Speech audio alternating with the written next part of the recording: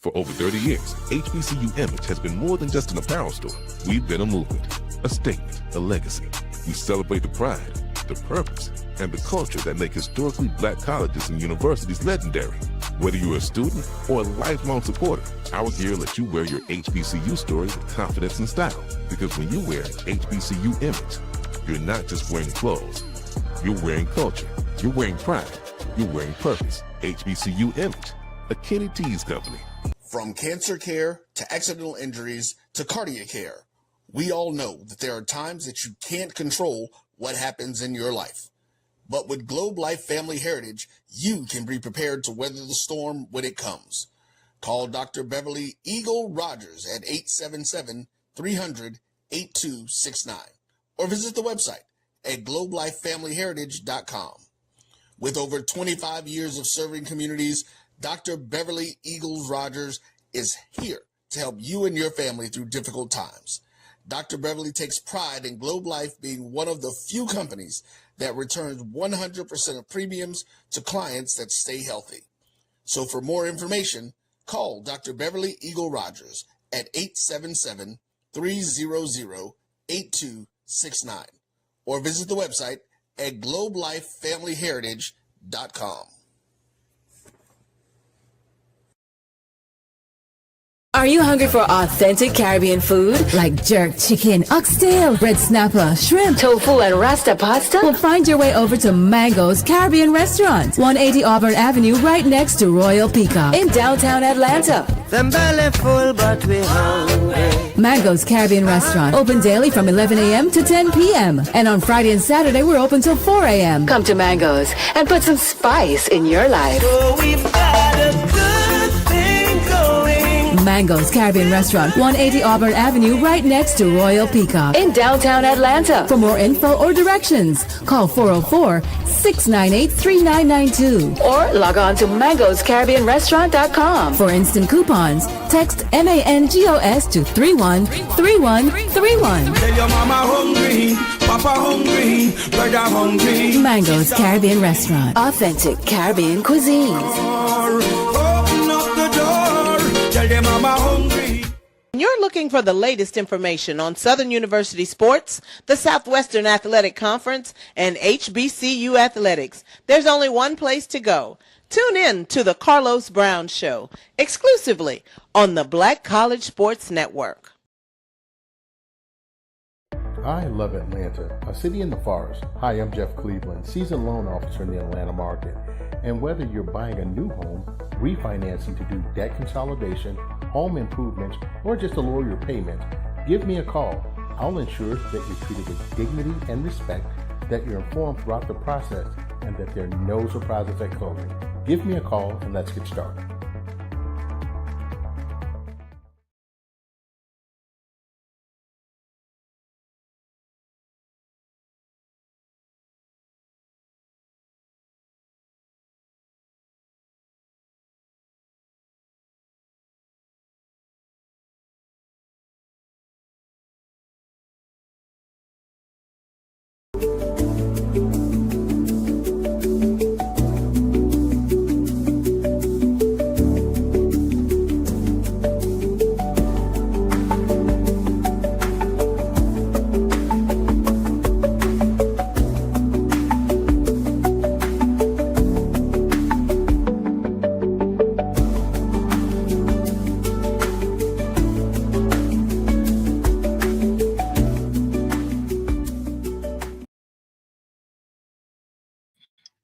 What's up? I don't know what's going on with they call this thing StreamYard. It won't let me do none of my backgrounds. I know Mo is hating it because he don't know what kind of mood I'm gonna be in. He based it on my background. And for all you knows that says, yeah, it's the same shirt because it was Memorial Day. I forgot about it. So I should have saved my veteran shirt for this week. But anyways, today is the 27th of May, 2026 at 6 p.m. Eastern Standard Time. So y'all know what that means, right? It's time for Random Thoughts with DVP. So my quick monologue is, I don't even think I got one. Yes, I do. But no, okay, yeah. I will get that. We're just gonna get into the show.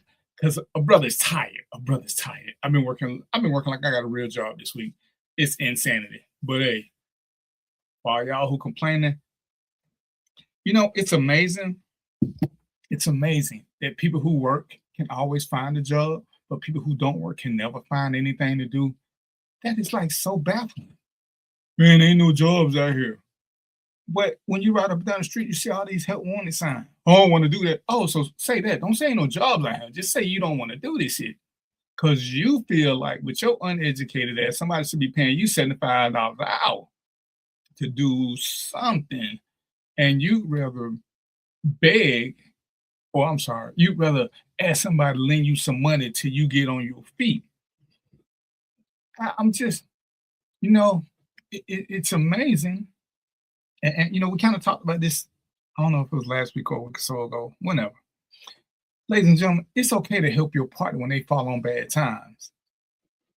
The key word, when they fall on bad times. If they live on bad times, then you're adopting a project. You know what I'm saying? It's a whole different something than losing a little something versus I ain't never had shit. Can you just let me do this till my rap career kick off? Because what I'm going to do is I want to be the oldest rapper, the oldest starting rapper in the game. So in my 60s, I'm going to make me a rap song about Geritol and geriatrics and, you know, shit like that. So I just need somebody to hold me down till I find my footing. And, you know, it ain't like the old days. You can't sell CDs and shit at the back of the trunk because ain't nobody got CD players no more. So what you doing? Y'all giving out thumb drives? And what you doing? What you doing? And, you know, I ain't picking on nobody. For real, I ain't. I promise y'all I'm not. But how can you afford all this DJ equipment, but you can't afford nothing else? Because this DJ shit ain't cheap. You got the latest in everything. So either you a talented picker-upper of shit, or you just a whole bum. I'm just trying to figure it out. Some people are supposed to work all their life. Some people are just supposed to work until they retire. And some of y'all just built to just beg other people for shit all the time. And the crazy thing is, you actually get an attitude when I don't want to give you some money because I got it. You're right. I got it. And, you know, it's like them tax dollars that y'all be swindling women out of. If they let you hold 1,000, you can turn it into 3,000 a month. But why you couldn't do that all the last year? Because I'm confused on how that works. But, you know, maybe one of my esteemed guests, because they're a little bit more worldly than me. They know more shit than I be knowing. Because sometimes I just go looking for trouble. And, you know, they be trying to do the right thing. So I'm a hope. Oh, yeah, we can do all that next week, Mark, because I ain't going to be here long because somebody called in sick, so I got to go to work. What's up, Sam? How you doing? Let me bring my guests on and see what's going on with them. Let's see how we're going to do. We're going to do this latest first. I'm going to bring on my sexy soldier, my shit starter, Sherry. That's what we're going to call her, shit starter, Sherry, because that's what she be doing. What's up, shit starter, Sherry? Make sure you unmute yourself because you like to mute yourself because you be over there talking trash. I am not a shit starter. Not A, B. Let's make that clear. You are the shit starter, Sherry. How you doing? I'm good. You going? I'm good. I'm good. I've been gone all weekend, so I had a long Memorial Day weekend, so I'm still recuperating. Do we want to know or we're going to see it on TMZ? No, you're not going to see me on TMZ. Okay. We just check, you know what I'm saying? I like to let people know when this I ain't see girls going wild. It could be soldiers going sex. I'm just saying. I like to let people know, hey, I know famous people and I know them. That's all I'm saying. That's all I'm saying. Let's see what Mo got. Let's see if Mo going to assume his role or if he's still on strike where he's supposed to be the mediator and keeping everybody in line. And then he go shaking his head already like, what the hell I'm talking about? Mo, what's up, man? What's up, man? This dude love giving out assignments and hey, you gonna do this and tasks and shit. Hey, man, it's all good, man. What you need though? I'm just saying, you know, somebody got to keep the misfits in order. Clearly, I don't do a good job. They don't respect me, Mo. So maybe they'll respect you if you try to do it. I give it a shot, man. They don't listen to me at all. Yeah. Hey, Sin, when you come on the show, Sin gonna tell us, Sin, hey, you and Sin actually need to get together so y'all can do a combo show. Let me get Mark on him since he walking right now. I don't know if he walking to steal a car, what he doing, but he in front of that clock. Oh shit, he done got in the car. Damn. What's up? Oh Lord, long as he don't sing, we good. What up, good people?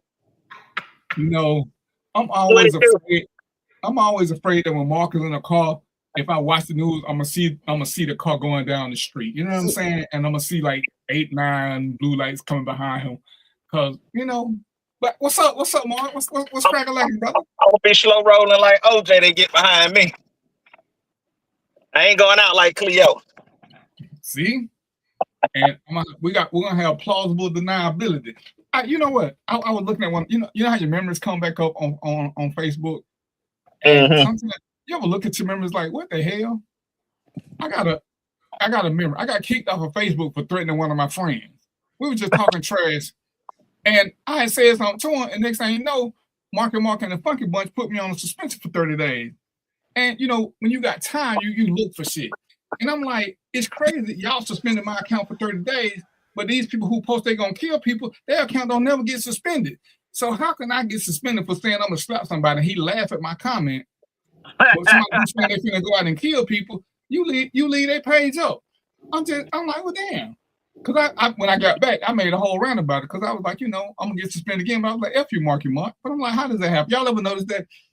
You know, the pics I got with the guns when I do the photo shoot, that one got flagged. I'm like, really? A photo shoot? A photo shoot. Y'all tagging me for this. Y'all really? They're not as tough anymore as they used to be. I guess he got tired of losing people from banning them and people leaving the site. So you can post almost anything now. Damn. Mark, you can't see this comment. Your new nickname is, say, here come Troublemaker Nervous Service Mark. Hey,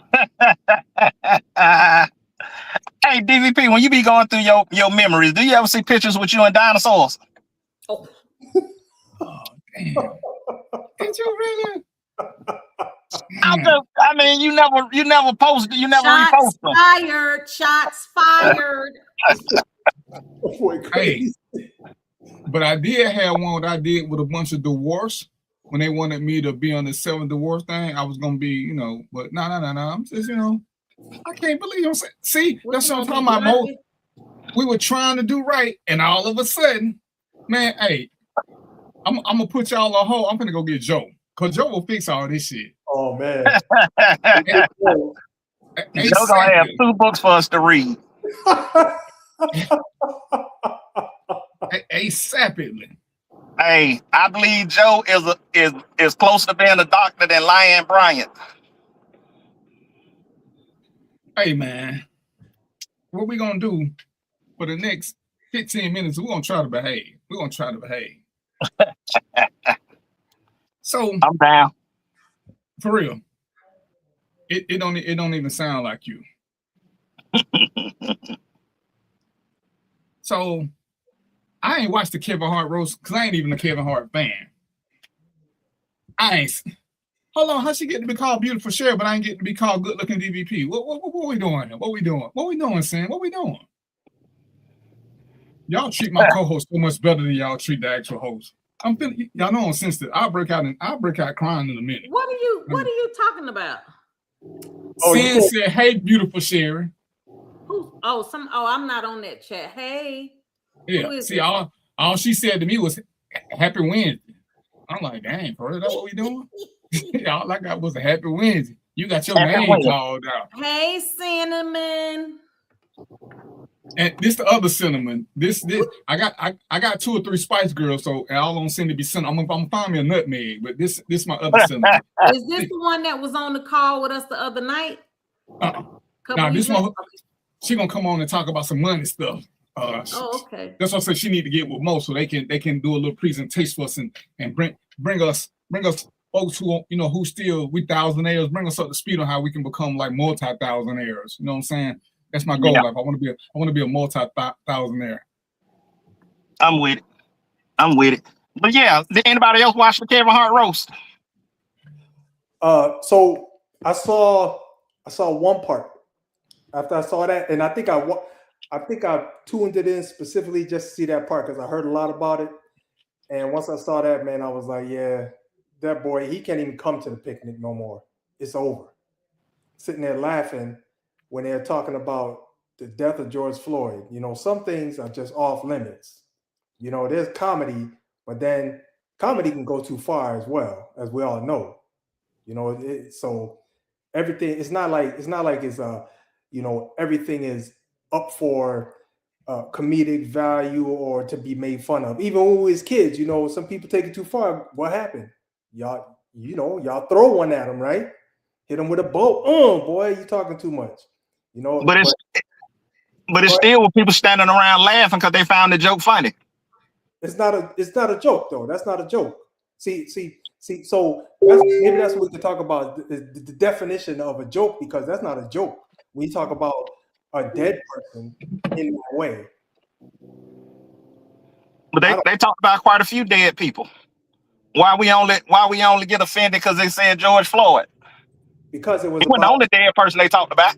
Right. So here's the thing, Mark, but it was the context. They talked about how he died, and it was the exact same way he really died. You're not supposed to relate. The joke is not supposed to relate something in reality. You know, it's supposed to be kind of like a tangent thing. You know, he died a certain way, and that's what they made fun of, that particular way.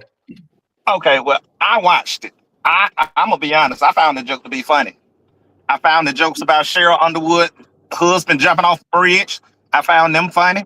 The one about Charlie Kirk being dead, funny. I can't think of his name. Pete. You can view the Kardashian. His dad died in 911. I found that joke funny. Jokes are that. It's funny. Everybody ain't gonna find jokes funny.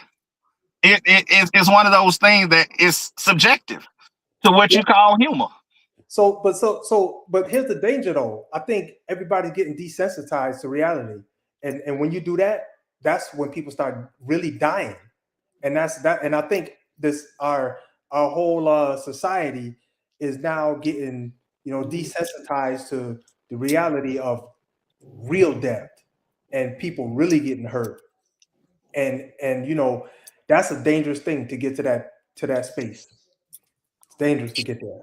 I understand. So when Chris Rock made the joke about OJ killing his wife,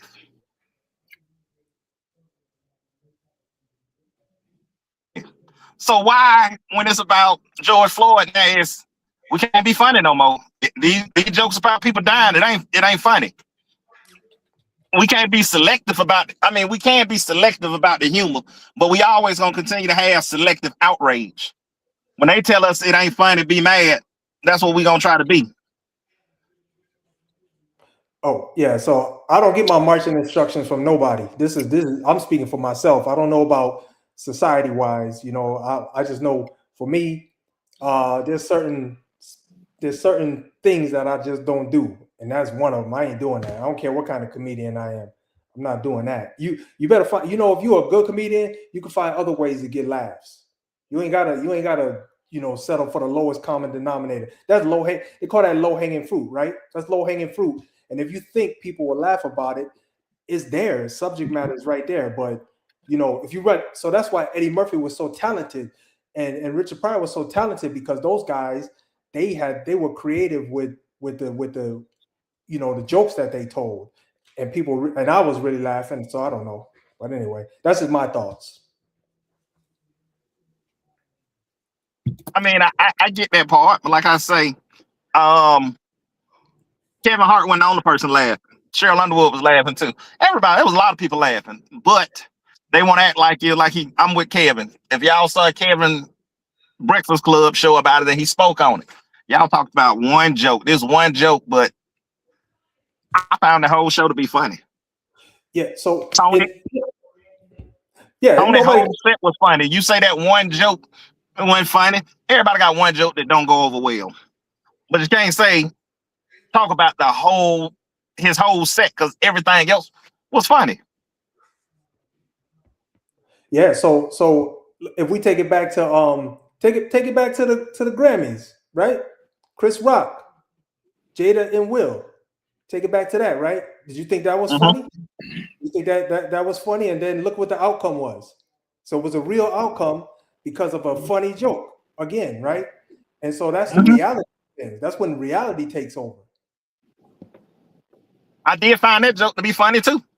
It was a funny joke, but I'm just saying there was you know, it touched it touched somebody's feelings, and you know, things just got took a little. I'm not saying whether Will's right or wrong or nothing like that. I'm just saying that this is one of the things that can happen. It is. I completely agree. I completely agree. I just think that because at one point they was talking about initially started talking about how they let the white comics talk about the black women on the set, or you know, that was a part of the roast, which was Lizzo and Cheryl Underwood. But all the jokes that they shot at them, they found to be funny too. Seeing them laughing. So if the people that, besides George Floyd, for the other people that, you know, want to be outraged because they talked about the black queens, how can we be upset or dislike a comedian or dislike the jokes when the people that are being made fun of are laughing as well? Well, and I'm gonna say this: just because it's kind of like with everything else, just because somebody else does it doesn't mean we have to be like them or whatever else. And I get that comedy is what it is, and it's kind of like playing the dozens or joning, as we used to say. See, some of my friends could talk about certain things with me and it was okay, where somebody who didn't know me couldn't join me about the same things. And you truly do have to know your audience. You know, when we watch other podcasts or whatever, you see some people are shock talk. They talk about anything, and that's what people like. So you got to kind of know your audience. And like I said, I don't care for Kevin Hart. I just don't. But you know, I will watch Cat Williams. So it just depends on who you like and what you like. Because if you know what you're going for, is that a surprise? Now, as we talk about, and I don't dig deep into it, but like the Chris Rock thing, the general rule most of the time, what I've heard is it's okay to talk about me, but you don't do is talk about my family. But if you want to pick at me, that's fair game. But you never talk about my kids. Parents who have autistic kids, they can make jokes about each other. Somebody who doesn't have an autistic kid can't. And I don't know how it is now, like with Cher, but when I was in the military, I could talk bad about the Army all day, and Cher could talk about the Air Force all day. We won't let no civilian come in and talk shit about either one of us. They didn't earn the right to. So it's part of it is where do you do this? How do you do it? Who, you know, and I would say with this situation, people that like Kevin Hart, they should go listen to it because they would probably like his brand of comedy. Whether it's dark, whether it's whatever it is, they like Kevin. I'd say everybody got some jokes that fail. Yeah, Cat say some stuff I just don't find funny at all. Maybe because I missed it, but whatever it is. So it's kind of hard to regulate it because people will talk about anything. And if laughter doesn't always mean acceptance, we know that sometimes people laugh when they're uncomfortable. People have laughed while they were being talked about, only to turn around and commit suicide later, only to turn around and do something else later. This is a fact of life. So we don't ever know until after the fact. But you know, like I say, you support who you support, like who you like. But yeah, I mean, I understand what Mo is saying. I understand what Mark is saying. But like I said, you got to kind of pick and choose. I prefer comedians that don't make light of even racists. You know, as much as I don't like the POTUS, I don't care to hear jokes about his death. I mean, if you talk about his stupidity, I'm down for it. I'm down for it because he's stupid. But that's real life. But as Mark is saying, if they talking about real life stuff, because we will laugh at ourselves after we know we ain't hurt. So you know, it's a personal thing, I think. And let me add this. So here's another data point. If y'all probably seen this before too, because this was funny as hell. Arnez J got a disabled brother, and he did a comedy skit talking about his own brother. The shit, man, I was crying. It was so funny. And so, you know, when they do stuff like that, of course, I don't have no problem with that. It was funny too. It was real funny. But you know, when you take the liberty of talking about somebody else, I mean, I don't know.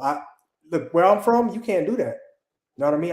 I know it's not like where I'm from everywhere, but you know, you got to have I don't know. We need to have a conversation first, man. You be like, hey, man, you cool if I do this? Yeah, go ahead. It's all good. But, you know, if you don't do that, who knows? You might just, you know, somebody might just pop on stage and pop you in the mouth.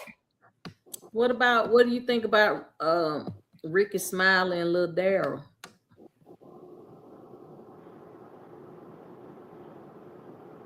Making fun of autistic people. Oh, that dude, yeah. Hey, but he part of the show though.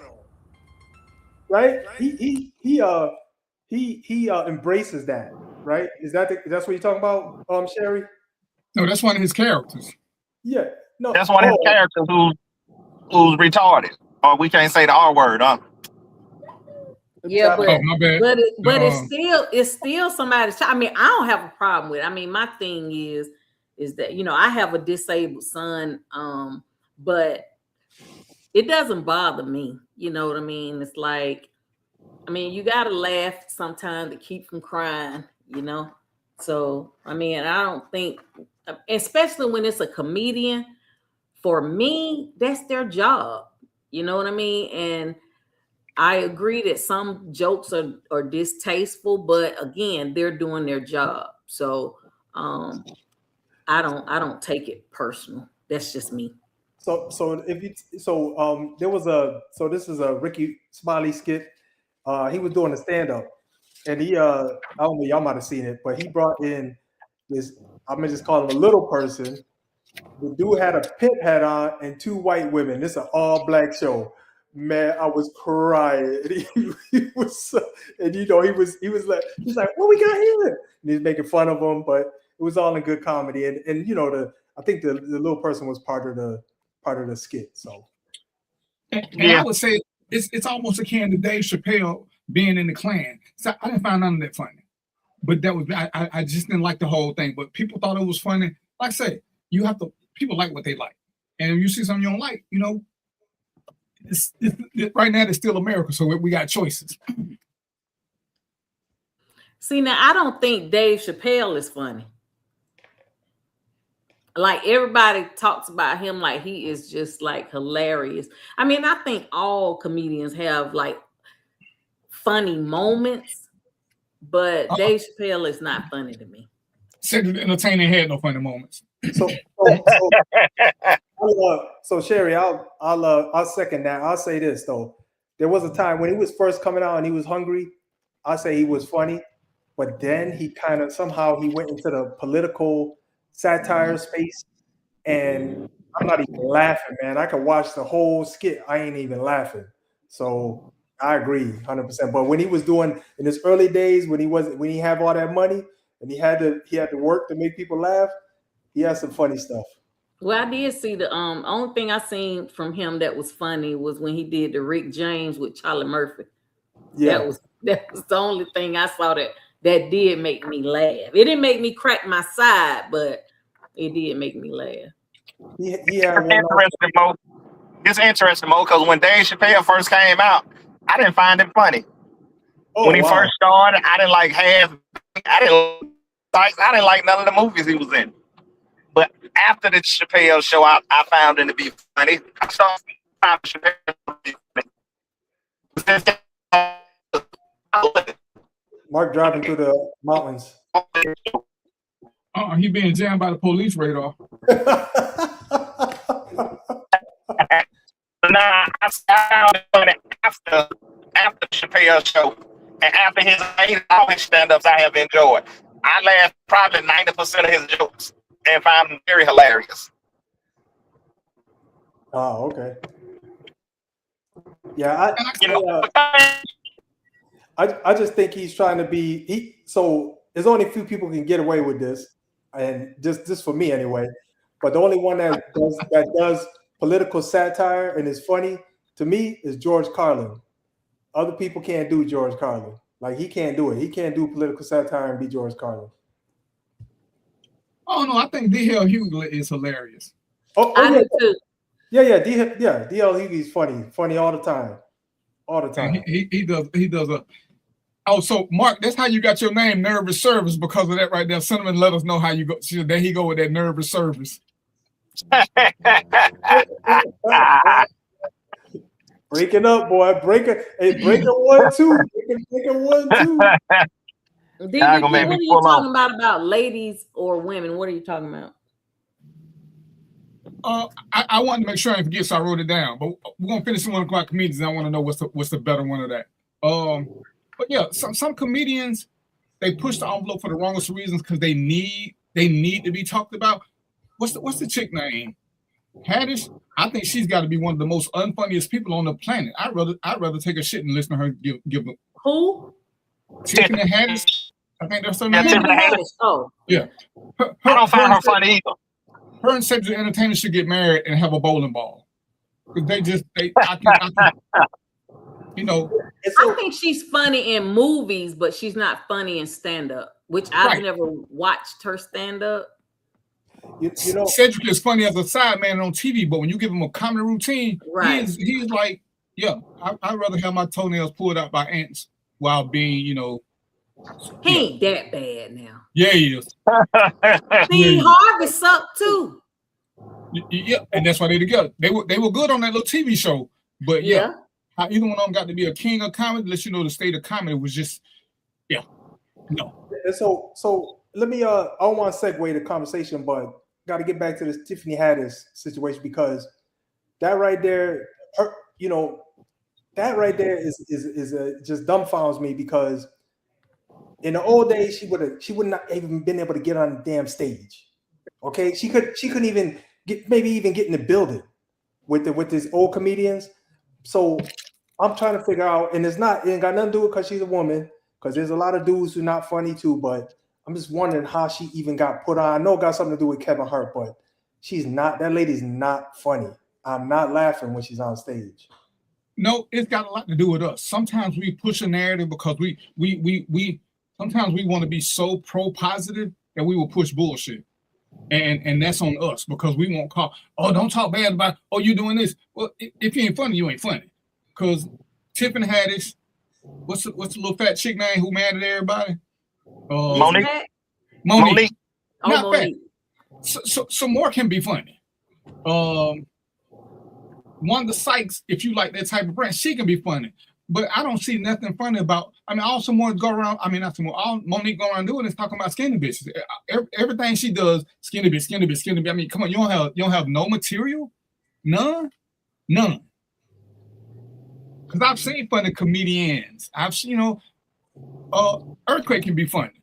Oh, I like Earthquake. Yeah, but I think Bruce is funny. Yes, but he's funny. So a lot of it is what you like when you like it.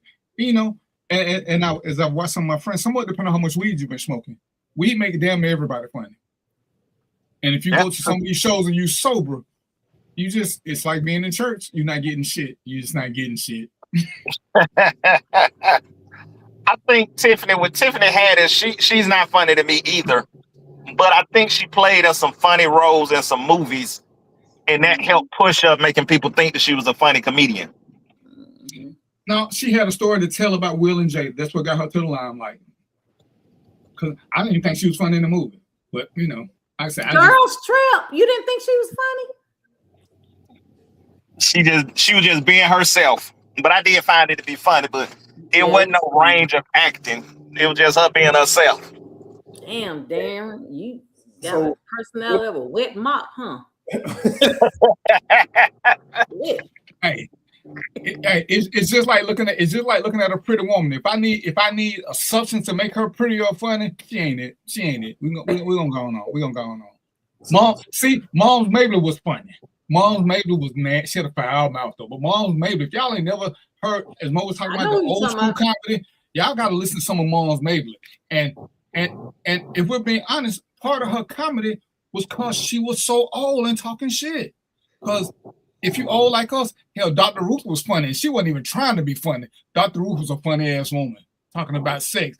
LA, you ain't had sex since Jesus was a little boy, because y'all the same age. She was funny without trying to be, but a lot of it is in the delivery and who you are. See now, like I love Bernie Mac and Robin Harris. They was hilarious all the time. Oh yes, all the time. All the time. But go ahead, Mo. Oh no, I was just gonna say, since we're talking about these comedians, this dude is the worst for me.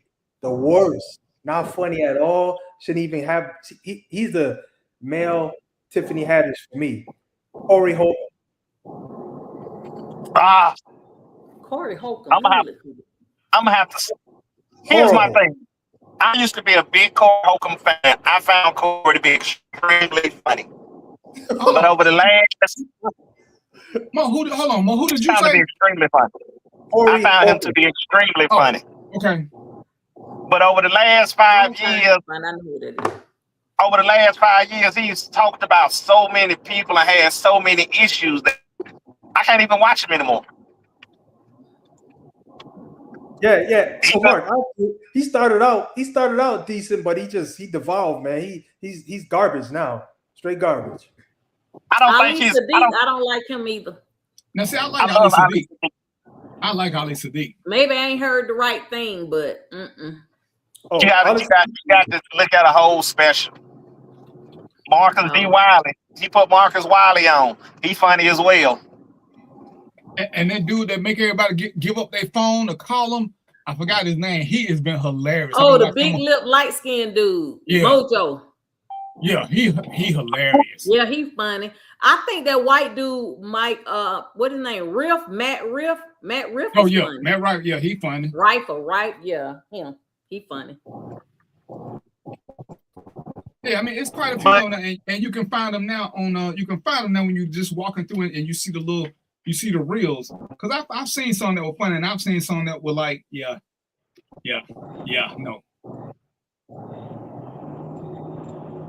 Yeah, but it just depends on what you like. It seems that we all have different. All of us have different comedic tastes. Because, like I think Ali Sadiq is hilarious. I've seen him in person twice, and I've watched every special he's put out, and I still laugh. And your mood plays a big part in it, because when you in a good mood, someone will funny, and sometimes you just need to hear something. That's how I found Matt Rife. I just listened to him because at first I was like, "What's up?" But and I like comedians who don't need script. I mean, that's if your jokes are running jokes, but you can't go off script, I won't be a big fan. I like ones who can just do ad lib. That's why I love D.L. Hughes. I love him back from Comic View because he didn't need a script. That's why I like Cat Williams. So when Cat Williams went in on Sherry, ooh-wee, you could tell he was about that life. See, I don't think Kevin Hart can do that. I think Kevin Hart needs a script. I don't think he can just then. I don't like Cat Williams. I like him. And I like I don't find him funny anymore. Now, if you want to talk about somebody that don't need a script, that'll be Nate Jackson. Because his crowd work is off the chain. See? Which white boy is funny? I think Gary Brown is funny. But he got his moments. Gary Owens have his moments. I'm sorry. Yeah, Gary Owens. Yeah, Gary Owens have his moments. Yep. That's why I like snippets better than the whole thing. Yep. So I like Kevin Hart. He done had my stomach hurting. Not the new stuff he's done, but back when he had that leather black suit on, he on some black jeans, I think, and a black shirt. I was sick. I wanted to leave the movie because my stomach was hurting. I was tired of laughing. That's called the popcorn was bad. It wasn't because of him. The popcorn was that why his stomach hurt. She had the boo boo. Yeah, she got the bubble guts from eating that. She had the boo boo. That's all it was. Kevin Hart ain't that funny. Kevin Hart is funny. Well, I don't know about now because I tried to look at his most recent stand up and it sucked. I couldn't get into it, but early on, he was good. He was funny. I mean, I guess as a comedian, like anything, you got to evolve. You have to change, and that's one thing. Like Corey Holcomb never changed. I'm tired of women and abortion, and I hate my kid jokes. Yeah, but we've been doing that for the last 15 years. I think sometimes those comedians, when the white folks start getting behind them, they start changing up. Like, I feel like Kevin Hart done changed up. Because now he's doing things that are more, I don't know, I guess neutral. But beforehand, he was doing something else. I think that the money and the popularity, I think it does change. But his audience also changed. So now he has to do something for everybody and not just geared to a certain group of people. Because he got to find his audience. And if he go out there and it's, 35% white people in the crowd now, he will have to change his routine to evolve to keep them involved. Maybe not to be, not to kiss their ass, anything of that nature, but catering to his audience. But see, that's the question. If somebody already paying to see you, they want to see who they came to see. They don't want you to change. Why would you want them to change? You like whatever it is they was doing. So why would they change from that? That's why Monique ain't. I mean, you like to say, Monique, all she talk about is skinny bitches. I can't think of damn joke she talk. Skinny bitch, skinny bitch, skinny bitch, skinny. I mean, that's 99% of her line. I agree. That is. But then she tried to be a skinny bitch, so I guess she ain't got nothing to talk about now. But Oprah and Tyler Perry. So I got a couple who I think are funny. Earthquake and Godfrey. If y'all ain't see Godfrey's Donald Trump impression, man, you will be crying if you see that. Oh my goodness. Godfrey is funny. I've never seen his stand up, but the clips that I have seen of him from his podcast and just with other people, yeah, he's actually funny. Yep. This new guy coming up, Cam, I can't think of his last name, but he's on Saturday Night Live now. I found him to be funny a couple of years ago. Watching his comedy, watching him grow, but now he's on Saturday Night Live now. He's pretty funny. Now I've never liked Saturday Night Live, never, except for the Eddie Murphy clips way back in the day. But now, I can't look at it. Yeah, you may want to look at it because Michael Shea, he's funny. And jokes, I forgot what first name that's on now. They write jokes for each other, and those jokes are a little bit racial, a little bit line stepping, but I found them to be funny. They are extremely edgy. They what? Extremely edgy. Yeah, definitely edgy. So, but I found them funny. I mean, it's maybe I can say I have a dark humor. At any time, any place, I'm gonna laugh if it's funny. What's the funny when they be saying too soon, when they start saying, "Oh, it's too soon," it ain't too soon for a funny joke to me. It's a comedy club in Florida. Oh, okay. Hey, go ahead. No, do you think? I got it right here. I don't know if y'all gonna be able to see it though. I'm gonna put it up to the camera. Let me see if y'all can see it. Mr. President, I'm in Washington. I sent I like him. Soldiers, my black soldiers. Can you believe it? I got black soldiers. They're some of the greatest people I've ever met in my life. I surround myself with black soldiers just in case, so people think I'm so racist. I'm not racist. I'm farther from being racist. Look at my black soldiers, all three of them. Out of the thousands of white soldiers I have, I found 3 black ones. Isn't that great? 3 of them. Isn't that beautiful? I mean, I should get like the Jackson 5. I only got 3 of them. They're great. Look at them. I got a short one. Look at that one. I got a medium. I got a bigger one. They're all great. Protecting DC, we have to protect them. And I guarantee you I'm going to hire more black soldiers very soon. Very soon. You guys are great. Hey, thank you for your service, okay? Thank you for your service. Thank God. They should be cleaning my floors, but it's okay. Everything is just fine. This is great. U.S. Army. Black soldiers, black ones. I love them. So they look very good. The green looks good on your skin. Look at it. It's fantastic. So here's your president. I'm in Washington. I sent out my black soldiers. My black soldiers. Can you believe think it started over, Mo. Oh, okay. Yeah, it went back. Yeah, I like him. He's funny. I see him when he's saying leave black people alone. Yeah. He's funny. I can say that. That's another one that do a lot of impressions. I can't think of his name though. But he do a great Jamie Foxx, Denzel. I know who you're talking about, but I can't think of his name. I know his first name, Mark, but I don't know his last name. You're talking about Jay something. Yeah, Jay Farrow. Jay Farrow. Yeah, he's Jay funny. Farrow. Extremely funny.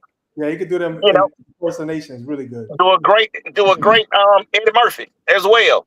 You know, but I find his impressions funny. I can't say I find any of his jokes to be funny. So who would y'all pay $100 to go see? Alisa Bernie D. Mac. Well, you can't. If you see Bernie You Mac, can't go to. You can't go to him. You're gonna be surprised. Well, you didn't say whether they were dead or alive. We just assume we were talking about living people. If you pay $100 to go see a dead man, then we're gonna laugh at you, Sherry. I'm just saying, we're gonna laugh at you. Don't do that. She going to the grave site. Oh, you gonna jump on that bandwagon, Mark? No, I was just saying where you gonna see him at.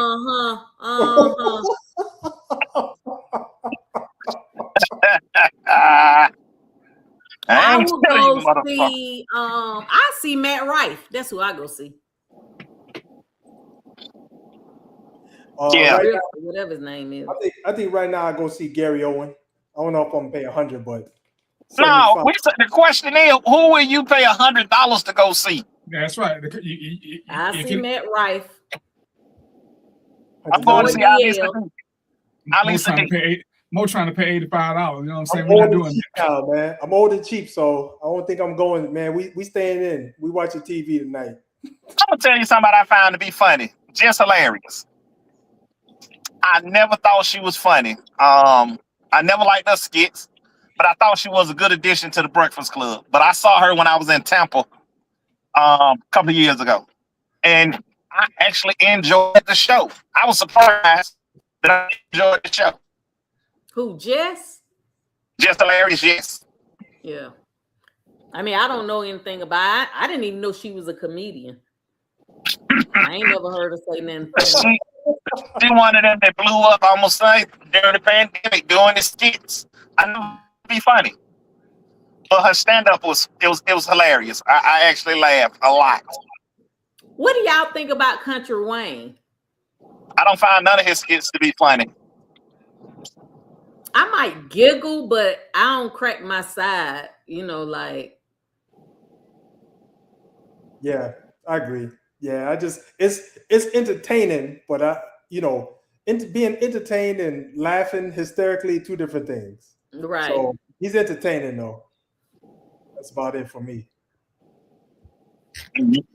Yeah. I mean, I see it like Mojo Brooks. The clips that I see from his stand-up I find funny, but I no longer find his skits funny. I guess they just play it out. At one time you get tired of hearing it saying the same thing. Unhand me. And over time you just get tired of seeing that, waiting on that one line to come. Who you talking about, Mojo? Yeah, Mojo. Yeah. That'd be fun. Unhand me. And I guess it's like a movie. Sometimes we see a clip and they can show us the funniest 7 minutes of the whole 40-minute thing, because after them 7 minutes, it ain't nothing funny, ain't nothing good. So that's why I was like, who would you pay a lot of money? Who is continuously good for an extended period of time? They ain't got one or two jokes, and that's what everybody's leaning on the whole night. Matt Rife. I go with Matt Rife. But Yolanda, to answer your question, now I didn't go to the Funny Bone. I was going to the casino. So I saw Jess there. I saw Eddie Griffin, I still laugh at his jokes from 20 years ago, but he's still funny. But I go to the casino. Funny to me no more. He used to be, but he's not funny to me anymore. I did go to the Improv when it was called the Improv. Yeah, I went, but I didn't. But they've changed it, I guess. Funny Bone. Hey, you know, let me say this last thing. Yeah, one of the funniest things I've seen, and it was kind of an honor. I saw a comedian impersonating another comedian. Yeah, if y'all ever seen it, Eddie Murphy impersonating Tracy Morgan. Man, you will be crying. You will be crying. It was funny. Yeah, but I don't find Tracy Morgan to be funny. Yeah, well, Eddie Murphy made him funny. Yeah, I did see that, Mo, and Eddie was funny. But Eddie's funny. Yeah. Mark Joseph said you're his favorite comedian. Oh, Joe Mo. Roll. I'll be in Chicago in July, Joe. I'll swing by. Hey, you think you just roll up on Joe? You know yeah. like that. That's it. Joe, my dog. Joe, you can't roll up on Joe like that. You know better. Yeah, I can. Tell him, Joe. I got rights and privileges to come by the house. Yeah. Okay. Before we leave, Yolanda, did you think Bill Bellamy was funny? See, I've never thought he was funny. I can't think of something that he did other than make a face that made me chuckle. Damn, not roll up. But this is a quick question that came up because somebody asked me about this. And Yolanda Sherry is saying, what's the bigger title, woman or lady? Would you I'd rather be called say a I'm woman your or lady. Don't say I'm your woman. That sounds to me kind of like not territory. in a dating sense. I mean, just in the sense it's like pretty lady, pretty woman. Which one do you think is the higher? Neither. Pretty is what count. No. Well, take pretty out. Is woman or lady higher? I would rather you call me a lady than a woman. So, Sherry, you ready to be somebody old lady? I don't know about no damn old lady. Yeah. You put that adjective in there. Nobody said nothing about no damn old, man. Okay. See, you gotta listen. Sherry ready to be somebody old lady. She was just saying it last week. She on the dating sites. I am on the dating site. You waiting on somebody to say that my old lady. You waiting on somebody to say that my old lady right now. Just say that's my lady. Yeah, that's my old lady. That's my lady. I don't know which one get it. Ladies, answer that question. Yeah, that's what I'm saying. Like I said, somebody had said, and I was like, because for us, we just got men. Because we know dudes is up under men, but other than men, it's like, hey, there go a grown man. Do you like being called a grown woman, a grown lady? What is it? What's the top of the line for the fairer sex? I can't speak for Yolanda said lady too. Yeah, I can't speak for the women, ladies, but I prefer to call my woman lady instead of a woman. You prefer to call your woman lady? Yeah. You prefer to call your woman lady? Yeah, you're my lady. You're my Make lady. it make sense. Right. So y'all heard it. I heard it. Yeah, you're my lady. But you said you want to call your woman lady. Your lady. What else I'm gonna call her? Lady. Why'd you call a woman first? Because I didn't want to say a name. I could say a name. I prefer to call Gina. Why you say I rather call her my lady? Lady. Because she's a woman. That's right. I'm with him on that. She's a woman. Biologically, we are women, but lady is a little more classier. Biologically, you're a female. You always want to start some shit. You're the one who brought that in. Biologically, there's only male and female. There's no man or it's male, female. That's whatever, it's all the same. It's not the same. That's why we're having this conversation. See, as we talk, we had to do this. The difference is females of different species aren't called ladies or women. They got different titles. That's why a lot of women don't like being called females, because it takes away their humanity. What humanity it takes away? Because when you call them female, you're relegating them strictly to a sex. You're not giving what do we call a female dog? A bitch. What we call a female, we call a female cow something. We call female pig something. So when you don't call the human female woman or lady, you're diminishing her value, because now you're making her an animal. And that's why I don't like the term female unless somebody use it for both sexes, male and female. But you ever see people that are like, oh man, these men be acting crazy and these females be doing this. See, they've already made a distinction, whether they know it or not, that they'll devalue one, because they don't say males and females, they'll say men and females. So they're subconsciously already devaluing the woman. So call in the military, D, we say male and female. Right, that's the thing. If you're gonna do it, if you're gonna be consistent with it, then that's fine. You just can't say men and females. If you're gonna say male, female, I'm on to the good. I don't see where it devalue anybody. If I say female, just know I'm talking to you. If I say man, I'm talking to a male. It don't matter. It's interchangeable, but it don't matter how you use it. It's not the devalue of person. So what word do you like using, DVP? But hold on, it does for the same reason we call people by different things. You can't say it's case in point. You ever have something going on and somebody told me, and I watched it, I saw a thing on this. Hey man, I like your little show. Well, why my show gotta be little? So they're trying to devalue it, and it's a subconscious thing, but that's what they're doing. Why you gotta throw little in there? Why you can't just say you like my show? Why it's gotta be a little show? And that's something that, especially, I don't know a whole lot of white people that do it, but that's something a lot of black people tend to do to each other, diminish their accomplishments by throwing the word little in there. What's the purpose of that word? Why do you even feel the need to throw that in there? And it's something that we do subconsciously to devalue a person. And we'll say, oh, it wasn't intentional. Yeah, well, because when you talk about, you don't say, oh, I got a little raise. You're like, oh man, I got a job. You say, man, yeah, I got me a little job. No, you push your accomplishments up, but then you push my accomplishments down.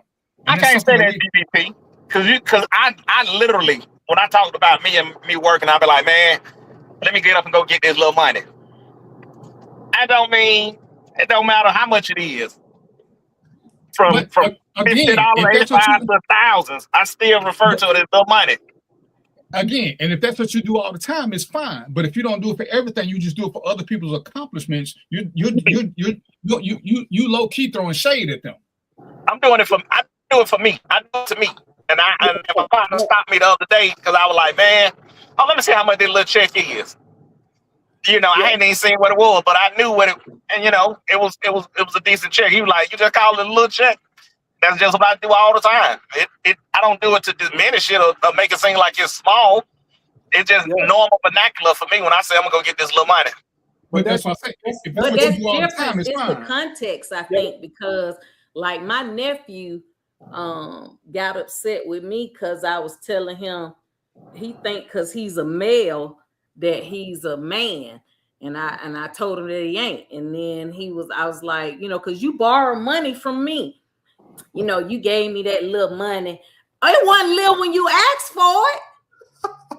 Should have smelled it because it probably was funky when you gave it to him too. Oh yeah, it was a funky 50. You know what I'm saying? It's funky, it's lil, and all of that, but it wasn't when you asked for it or when you needed it. I mean, I can see what you're saying, Sherry, to a certain extent about that little money. And yeah, it wasn't little, it was a big money when you needed it. But I do it all the time. But that's what I'm saying.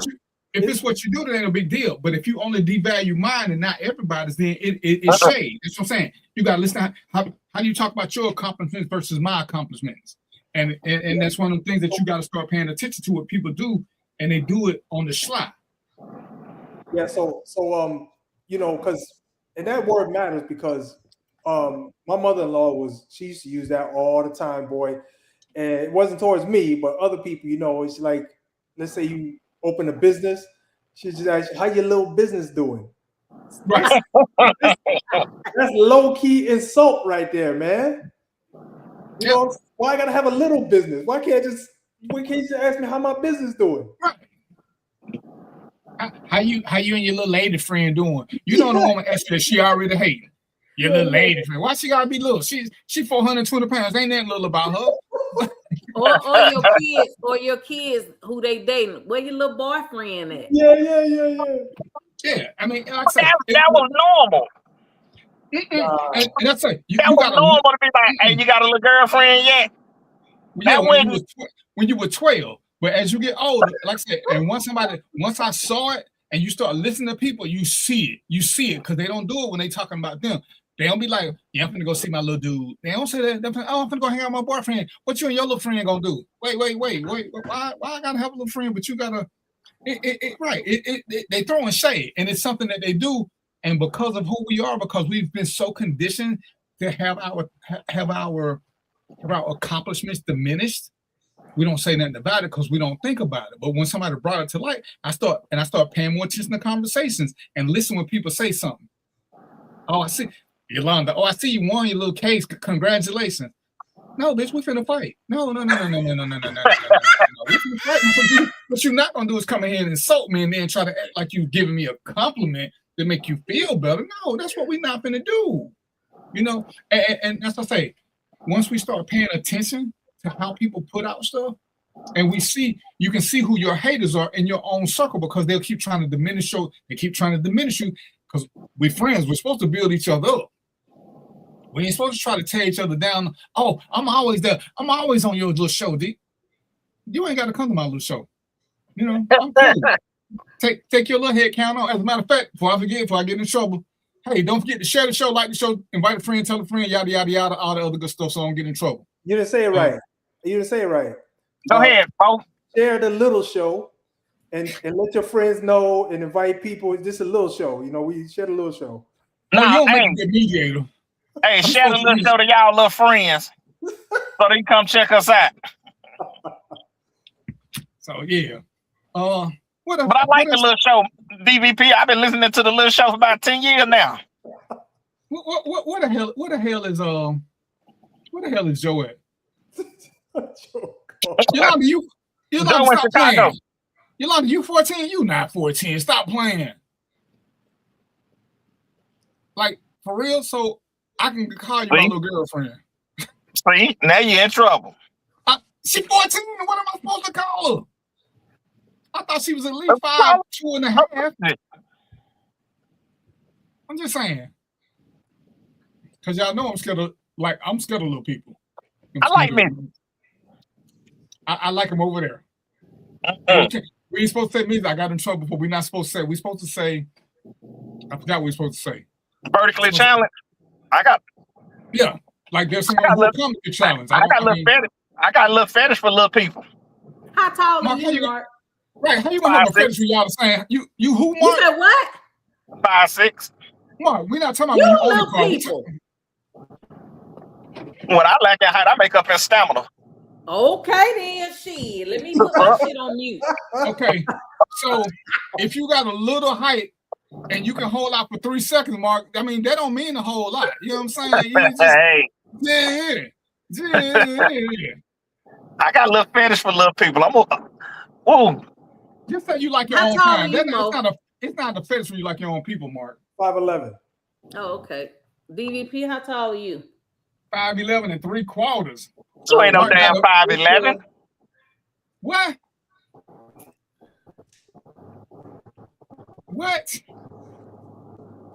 Mark got DVP over here height fishing. Mark is 5'0". That's what your boy say, Mark. Joe Mo say you 5'0" at best. So look, y'all like taller women or shorter women? I need mine to be shorter because I don't want to look up and see boogers in their nose. So it's rude. What about you, Mark? What's the question?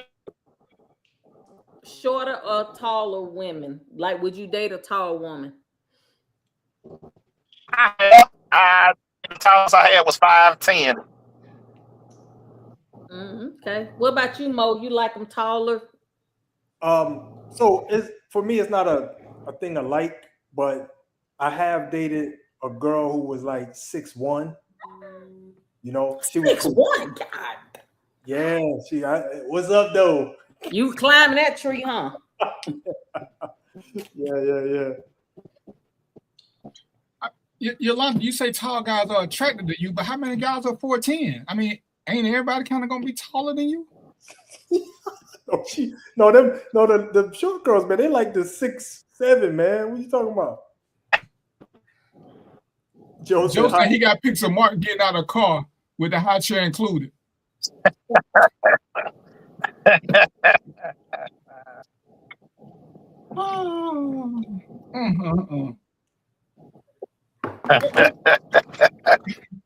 What was man? Y'all not finna do this to me. Y'all not today. Not up in here. Not today. Not up in here. Well, I mean, Yolanda, if you ain't before 10, it's not hard to be taller than you. Right. You know, I got some action figures, Yolanda. She's talking about some tall guys are attracted to me. I would think, because anything shorter than you is a midget. Or they still growing. You know, they like 9 years old. Stop playing. But listen, y'all gonna leave my girlfriend alone. I ain't even gonna call you my little girlfriend, Yolanda, because y'all gonna leave my girlfriend alone. I did not know you were 4'10". That is How you wow. don't know your girlfriend 4'10"? Hey, it ain't the height. It's the passion and the cyberness that bring us all together. You know what I'm saying? Oh, okay. Yeah. How tall are you, Sharon? I am 5'3". With heels on now, I might be 5'6". But You might be, or you might be 5'5". She let me in. look, a 5'5" and 3/4. Damn. Sherry Joe going in on you now. He said, "Damn, Miss Sherry midgets." What he said? I ain't no midget. How tall are you, Joseph? Man, she called you by your government name. She said Joseph. Well, she done went biblical on you, Joe. She went biblical. Ooh, boy. Hey, when you call she ain't called, man. Yeah, it's You time to go in the house. wise being now. I don't ever remember hearing nobody call you Joseph. When they call your whole name, it's time to go in the house. Damn. Damn. Mark, you the only nobody who been on social media. Who is this 75-year-old lady that beat up somebody? Oh, then yeah, she I beat saw up somebody that. and died. No, she got beat up and died. Oh. Say that again, CVP. Who was the 75-year-old lady that got beat up and who started the fight and died? What he mean he want to see Hey, Anita. 5'6"? I ain't 5'6". That's in heels. You ain't ready for that, Joseph. Government action, boy. Joseph. Oh my goodness. Where my flag at? Where my flag at? Yourself, baby. Oh, she might be coming to little Chicago to see you, Joseph. You don't want to see these pretty legs and no heels. The gauntlet. We got some Game of Thrones shit going on up in here now. Joseph still ain't told me how tall he is. Man, Joe, I think she called you scared. Little buddy. Little buddy. Man, he said pop back in talking shit. All right, so Mark, tell us about this 75-year-old lady. Give me a hot second. Gotcha. So I'll tell you about it because I know what he's talking about. I watched it. And so the lady bought a coffee and they got the coffee wrong. So she goes into the establishment and was berating this 17-year-old cashier. So a 20-year-old lead, whatever they call them, leads, team leader, stepped in between them and was, telling the lady to leave out the store, just leave, whatever. And so in the midst, I guess, of trying to diffuse the situation, the white girl touched the lady, like get back, because she was all up in the other person's face, and so the old lady punched the white girl, punched in the nose. And then that white girl went to commence to beating her ass and beat her ass too. Okay. Beat that ass. She beat her ass. And she sat up, she sat in the chair, and then they said she sat back on the floor. And then next thing you know, she was unresponsive. So basically she had a heart attack. So let me ask you that. Some people are trying to say that you should respect your elders, and that's not how you treat an elder, a 75-year-old woman, and then you got your other side that says she went in there about some coffee. Somebody got coffee wrong and she went in there on 10, and going off and putting her hands on folks, and people are like, she shouldn't put her hands on them. So I agree. She went in there hot and came out cold. Oh, yes, that's true, but damn, Mark. What y'all gonna say? Too soon? Huh. Yeah, too soon. I can't be roasting. Hey, thou have pacemaker, should not throw haymakers, because you might meet the Undertaker. Hello. And she made it. And here's the thing. So At 75, she went in there, and for the most part, Sherry said it. But after the altercation, she sat up. The workers brought her water. She walked around. She had pulled a employee's hair out, so she had picked the hair up and put it in her purse, almost like a souvenir for her. And then she sat down, and she laid on the floor, and she, unresponsive. And I'm with Sherry. They say that, she's 75. You should respect your elders. But we can't give elders I'm tired of giving elders a pass for disrespect. Them days over with. Growing up, yeah, we took a lot of disrespect from elderly people because we thought that was the thing to do. But I'm in an era now. You may not respect me, but please don't disrespect me. And putting your hands on people should be met the same way. When she put her hands on that little girl got her hands off of her. And I don't see a problem with it. And I'm gonna say this. Age is what it is, but the minute you cross a line, it's like, and as much as I don't like violence against women, once women cross a line, and as the guy said, and excuse my French, once you hit a man, you become a bitch. You lose your woman title because you cross the line. When it's old lady, well, all people can get away with saying shit. That's why I'm embracing my 60s. We can say a lot of shit and people get away with, people just laugh. But you don't put your hands on people, period, because you don't never know. As they love to say, you don't never know what somebody going through or been through. We don't know if this girl was at home being abused by an old lady. You can't just go around putting your hands, especially over some fucking coffee. Especially. And I tell people this all the time. When people say, oh, you don't ever know. You don't know what nobody been through. So if you're having a bad day, you know what you should do? Sit in your car, count to 100 by threes. You'll calm down. But to want to verbally abuse somebody and then put your hands on them, because most of us can take verbal abuse up to a point. Because you can walk away from it. Once you put your hands on somebody, I tell you, man, freedom of speech don't relieve you from freedom of consequences. Putting your hands on somebody, you can't tell them what's enough once you put your hands on them.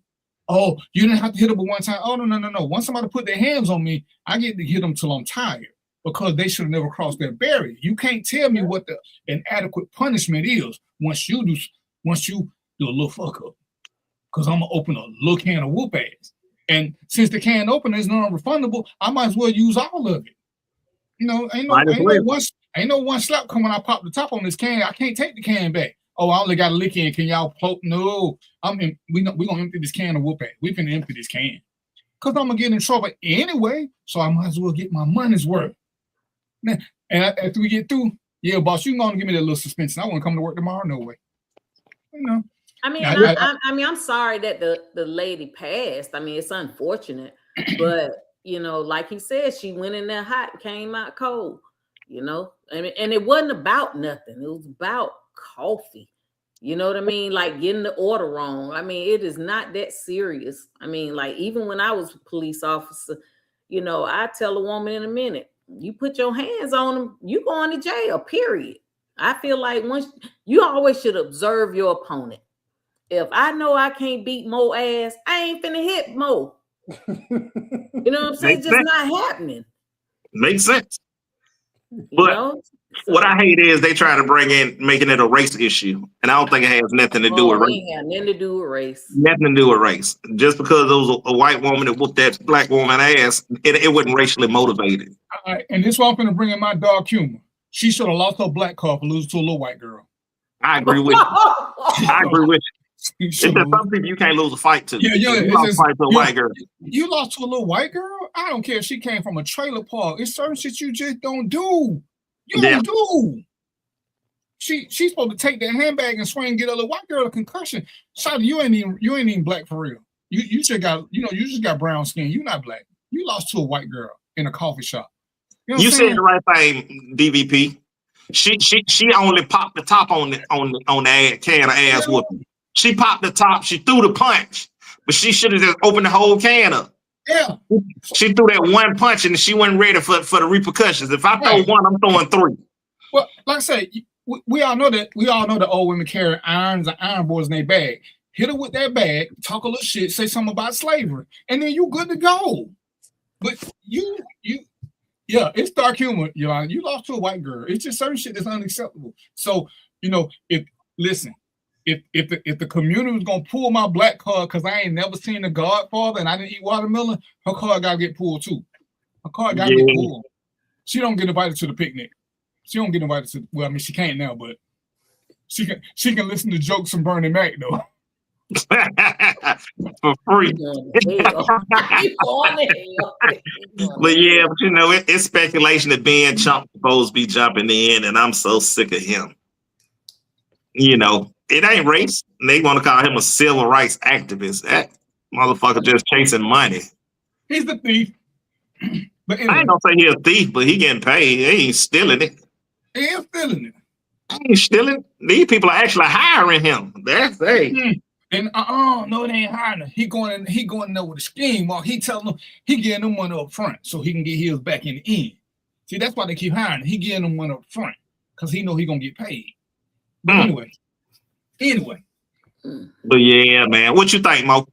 Oh damn, why you do that, man? Because I know you got something to say. You know, you from the mean streets of Connecticut. He gonna talk bad about all of us for talking about this dark. I see that, man. Why you do that, Mark? Nah, man, listen. I'm in a different space right now, so yeah, I'm different from all y'all. Here's the thing. I'm in a space right now where I feel like you got to give people grace. I wasn't like this the whole time, but I'm in a space right now. You got to give people grace, and so because I just say this, I was in a similar situation, and I should have got smashed up. But I tell the story just to kind of give you a good idea of why I'm where I am right now. But I was in a coma for a while, for about 6 months. So I got out of the coma. I'm still here. I'm on the show today, right? And but the recovery, all my senses wasn't there.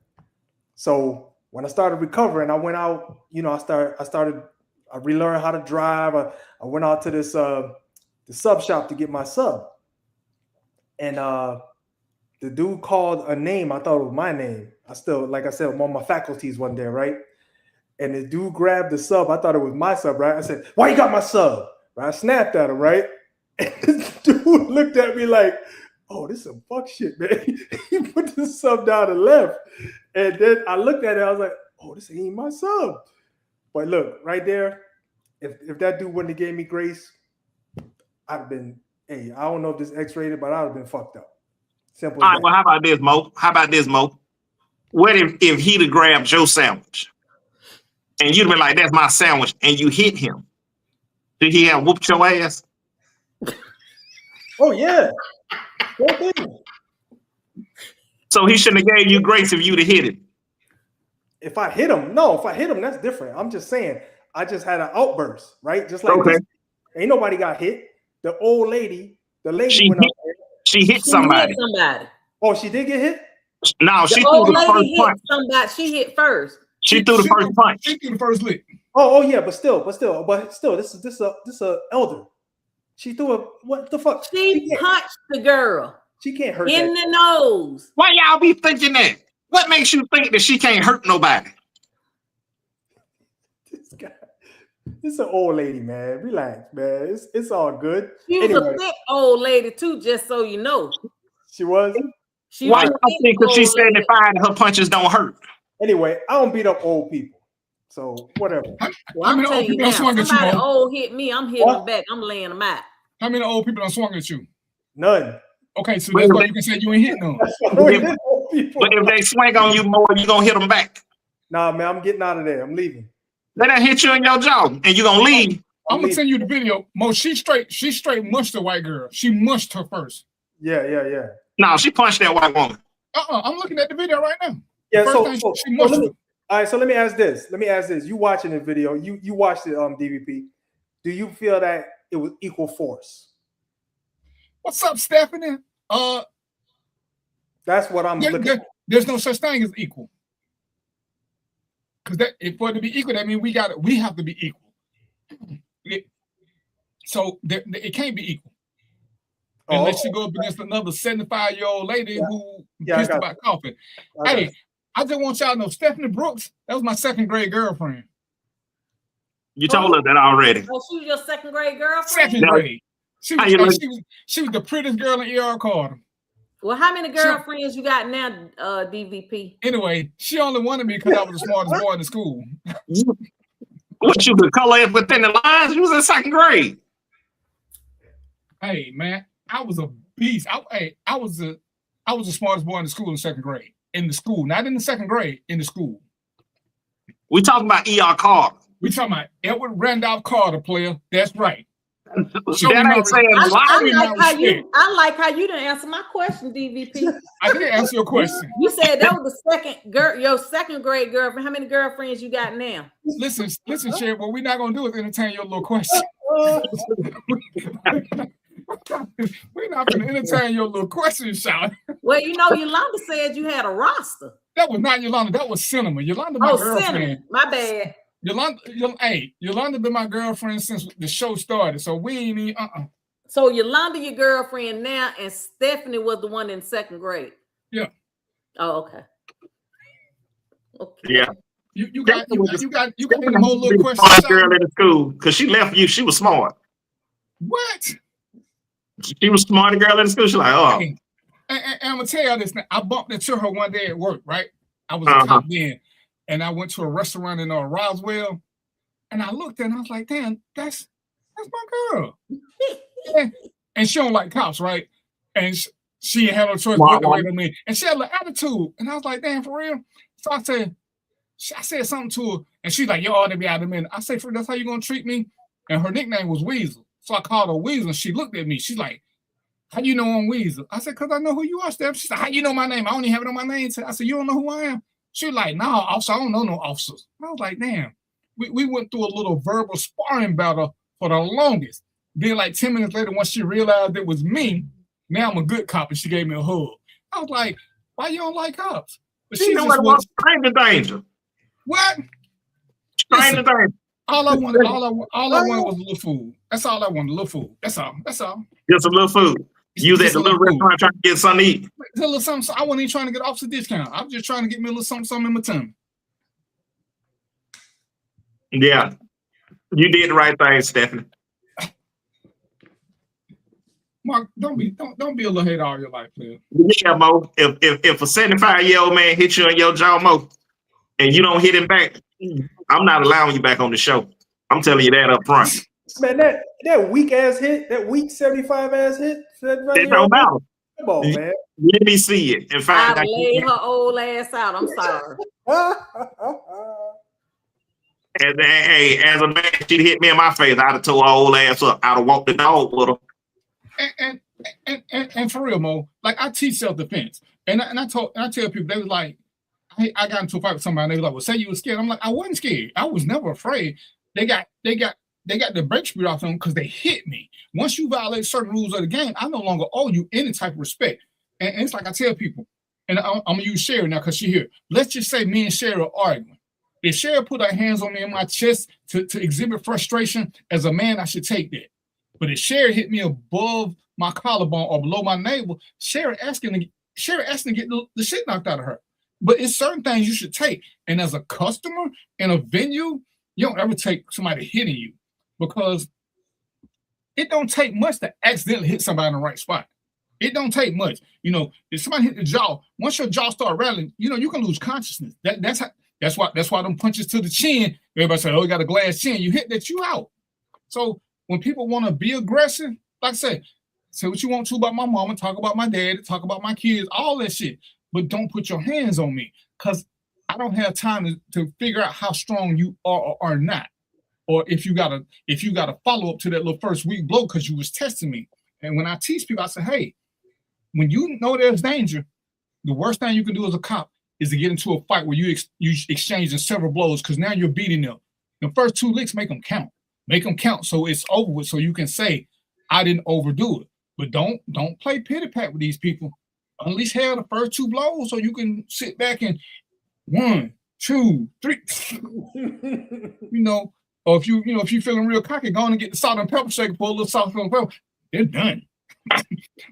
you can't let people put their hands on you and not get a reward. Because then they're gonna get used to doing it. And then everybody else, oh, that's the one you can push on. Ain't that how bullies strive? What's the easiest way to stop bullies? Hit them back. because bullets ain't used to being hit. Because most people can tell you the bullets never fall. They picked on smaller people till that smaller person swung, and then they pick somebody else. Because most bullets can't fight. They get over on being big. This lady's used to getting by because she old, but that mush she did, she looked like Derrick Henry with that mush to that white girl face. Face mask.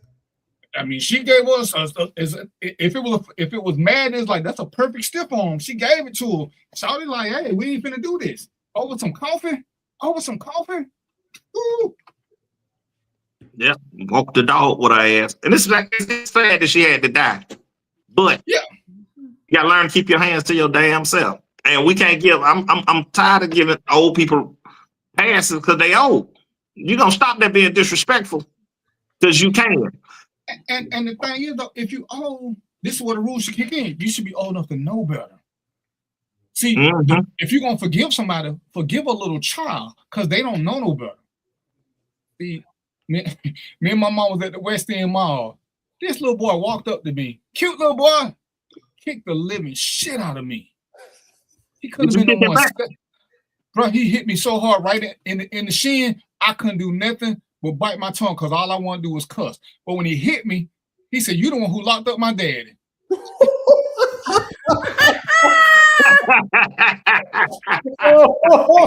You get what you deserve.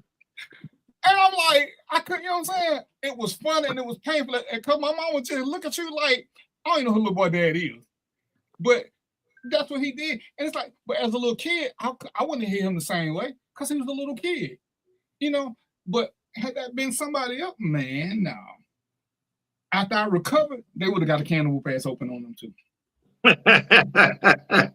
That's what you have to do. And it's so funny. His mama came around the corner talking about, "I'm so sorry." And she was saying, "That's not the one who locked your dad up, but all he knows was the cop that locked his dad up." So he didn't like college, but boy, he kicked the shit out of me. That was the second hardest lick I have ever had in my entire life because it stopped me. Because I say when you hit that shin in the middle of the night on that coffee table, how you dead stop right there. There's no falling. You stop dead where you are. It's like 1, 2, 3, red. Like it's funny. And that pain just emanates through your whole body. Hey, I was just like, deserve. You were supposed to go find that cop and ask for the fair one, man. You gotta give you the fair one, man, because you took a kick for him, man. You got to give you the fair one. Mo, I was trying my best not to cry because he hit me too hard, and I was trying not to cuss because I was with my mama, and I couldn't think of nothing but curse words. They was running through, and you know when you need to curse and you can't, the pain get worse because you can't release none of that energy. But my mom was right there, and I'm just thinking, this little motherfucker can't say that, can't say that. All you can say in front of your mama is "ouch," and ouch just don't convey what I was going through. You know what I'm saying?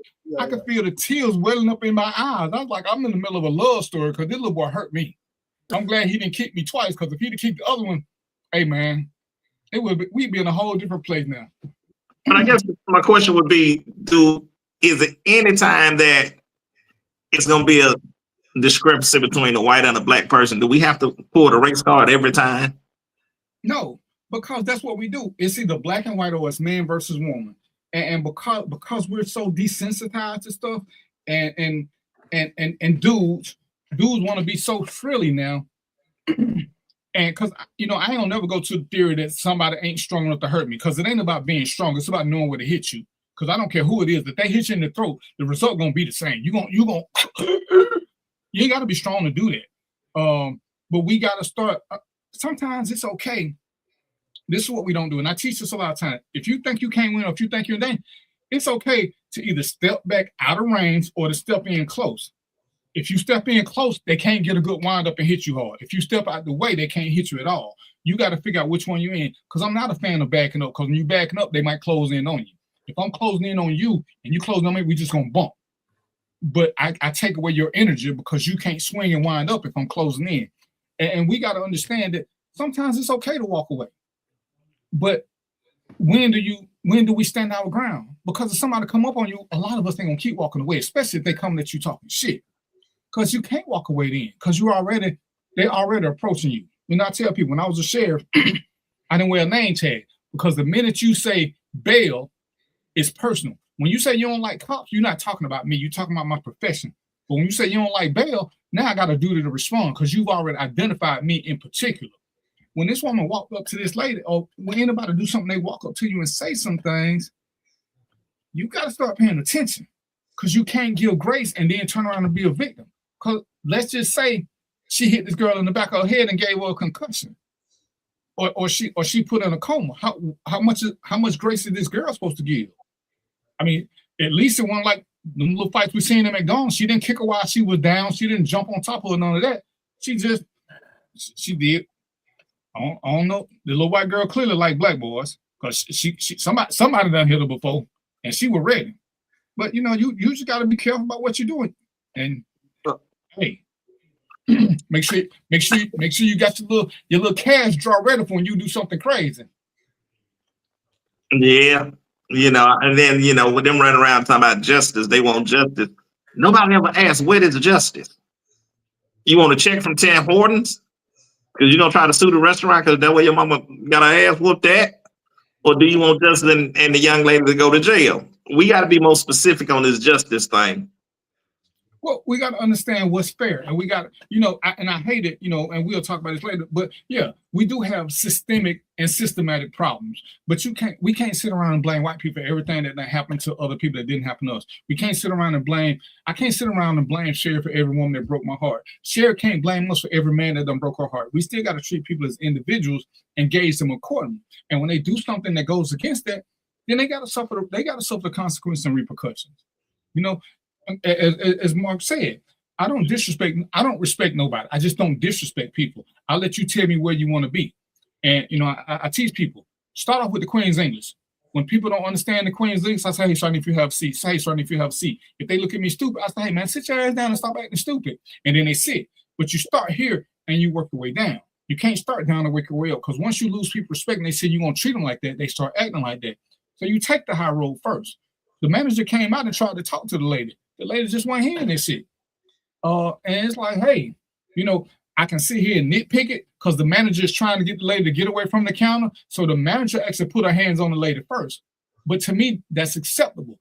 If she would have been a professional, she would have just bumped the lady because that's what I teach guys. Don't put your hands on people. Just meet them and then keep walking and walk them back because then they don't feel attacked. But she didn't push her in an aggressive way. She was just trying to get her to leave the counter. And then the lady did what she did. So when we're doing this, it's rules to this. It's rules to this. And if you're gonna play stupid games and get stupid prizes, you gotta know the rules. You know, don't walk up to people, don't put your hands on nobody you ain't prepared to get hit back on. Because you can't say, oh, time out. More, I was just playing. That was a play lit. Yeah, that ain't how it works, especially when you're dealing with street people. Especially. Most say the lick ain't gonna hurt him. He's invincible. Okay. Well, if you're dealing with Mark, if you're dealing with DVP, like I said, I've had people touch me, and the level that they touched me told me that they were more afraid of me than I was of them. And I gave them a chance to do that. But what you can't do is push me or hit me. Because like I said, I don't have people put their hands on me. And you give them the look, because we know what the look is. And they snatch their hand back because they realize, you know, they hit a psst, because I just popped the can. I popped it because I'm ready. And then they back up. And it sucks because again, you can't get your money back for this can. But you know, sometimes you're just like, all right, now you sure you want this?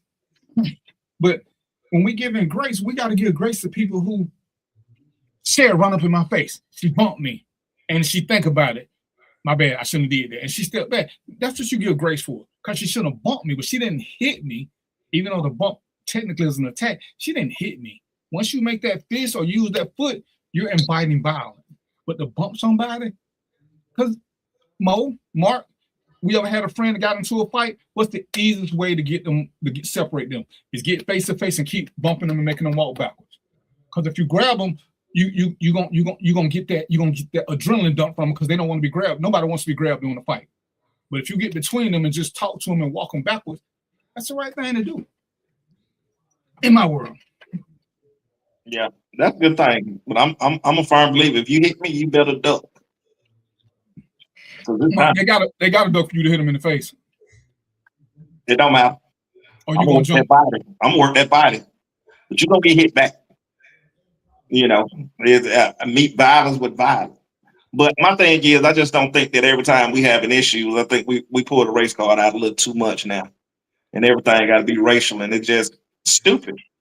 She's just stupid. It ain't had nothing to do with her race. You know, And because we don't know exactly what was said, there might have been some racial undertones that we don't know. But even if it is, at the end of the day, is that something to fight over? I mean, for real, Cher over 50. I'm sure she's been called a bitch before. Is that really a word we're fighting over? Mark, me, you, we've been called niggas before. There's nobody who can call me nigga that's gonna make me want to fight. You got to do a whole lot better than that. I You got to agree be, with that. even though the law says now that's a fighting word. If somebody white says it, which I don't get because the law makes it racist. Because to me, it's a derogatory word, period. So if I can hear somebody white saying it, I should be able to hit anybody for saying it. Oh, well, you know, some of your people use it as a term of endearment. No, none of my people use that term of endearment.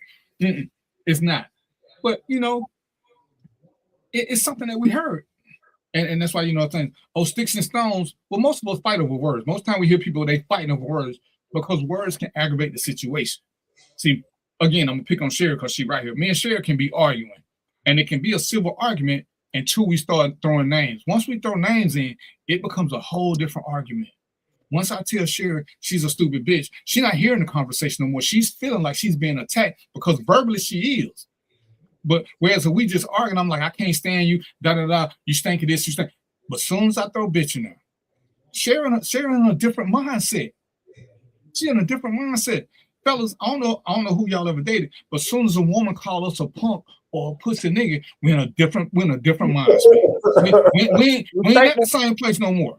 Them little phrases right there will take us from 0 to 2,000 just like that. Mm-hmm. But if she's saying ass nigga. no, you got to use punk or pussy. We will. When you say punk or pussy to a man doing an argument, you might. Well, I don't talk well, like that, so I've never experienced that. You might as well put him up. You said because you challenging him to hit you, and you know, and I don't care how mentally tough they are. You're being verbally aggressive, and that's the precursor to coming at to attacking. That's why you got to be careful what you say to a lot of these people. Yeah, I completely agree with that. You got to be careful. Be mindful of what you say. And you better make words sure do hurt. I don't care what nobody say. Yeah. Words hurt. You know how your mom raised you. You know, let people say what they want to say, blah, blah, blah. You know, but one of my deal breakers in any dating relationship, you ain't gonna call me out my name. If it's not in a loving way, I'm talking about it's instantaneously over. I don't care if we 20 years deep, it's over.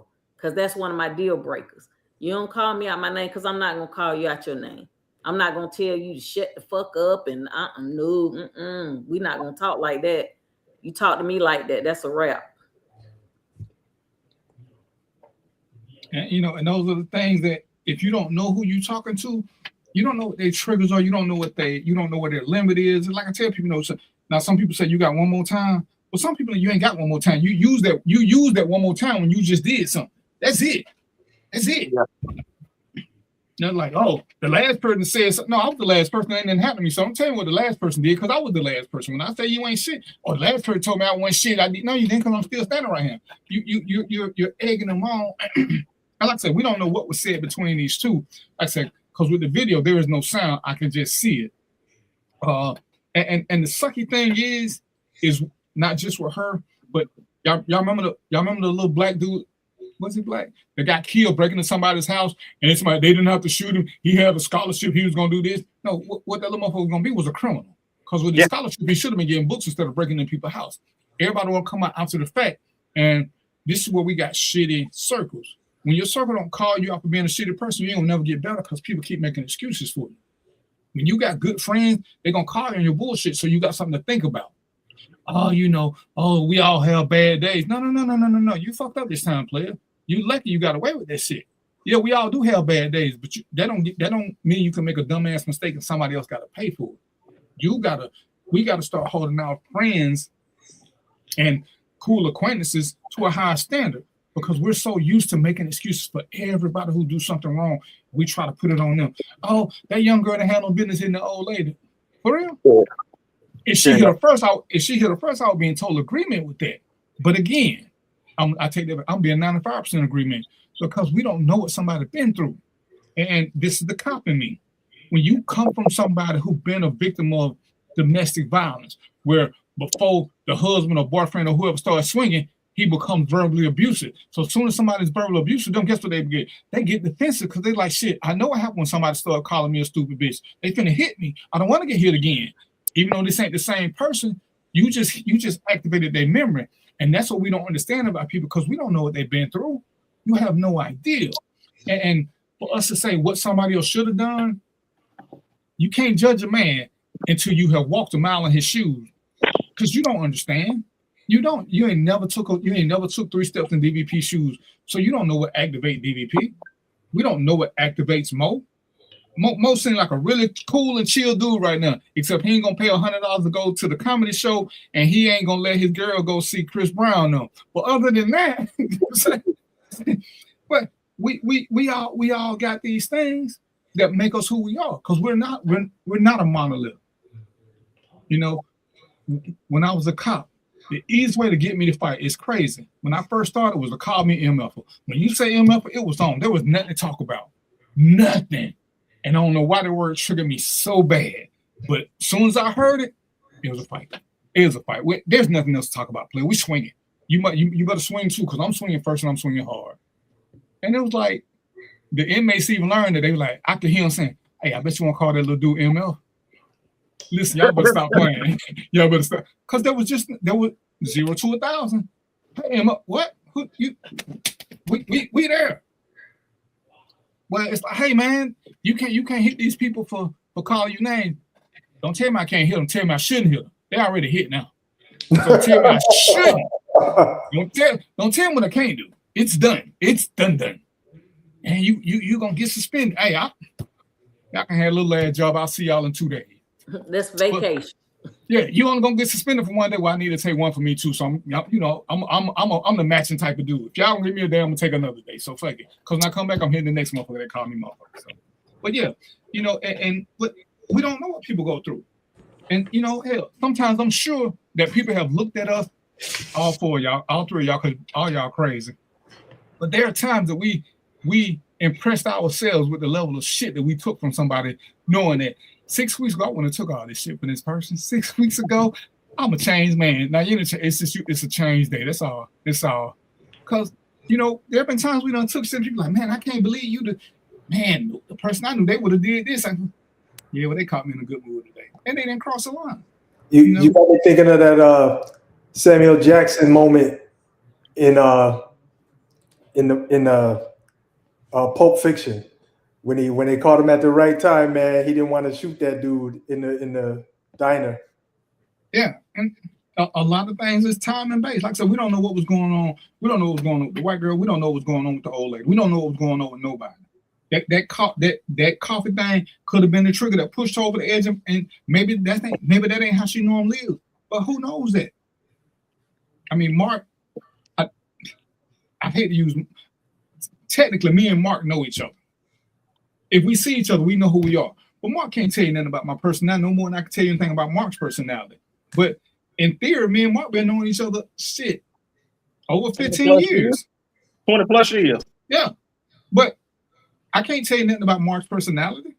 And we've been in the same place at the same time. Hell, we play football together, we in groups together. But if somebody say, hey, is Mark the type of somebody that would slap somebody? I'm like, shit, I'm gonna say yeah. I ain't got nothing to base it on. But yeah, to me, if you cross Mark ain't finna sit there and be doing a whole lot of negotiating. He ain't finna do it. Yeah. But I'm sure there are times that he is a negotiator because, hey, he want to play peacemaker. Maybe he got a hot date. Maybe something else going on. Maybe he's just in a chill ass mood. Maybe he know he going to see his favorite comedian and he ain't got time. But I can't tell you who he is or what he is. But when we got people who do shit wrong, the first thing you do is you see their family come up and start making excuses for them, as opposed to just calling it what it is. You know, I hate that my grandmama died, but she shouldn't have done this. I need to go apologize to this woman because she should have never put that woman in a spot, not over coffee. Not over coffee. And the sooner we become better as a people, and we can do that, we can apologize for our people making mistakes, the better all we can be. Because now everybody want to be a thug and a gangster. So you don't never know what people do when they walk up to you and they being aggressive. You don't know what their intent is. But I know what my intent is. My intent is to take my black ass back home. As we said, work the same way I came. I don't want no scratches, no bruises, no dents, no nothing. I don't want no fingerprints on my cheek. I want to go home just like I left. So you know, it's one of the things we as a people, not just black or white, we as a people got to do better, because we'll accept it from our own color. Because if this was a black woman slapping a black girl, you wouldn't even have the same argument. It wouldn't. It wouldn't get all this attention either.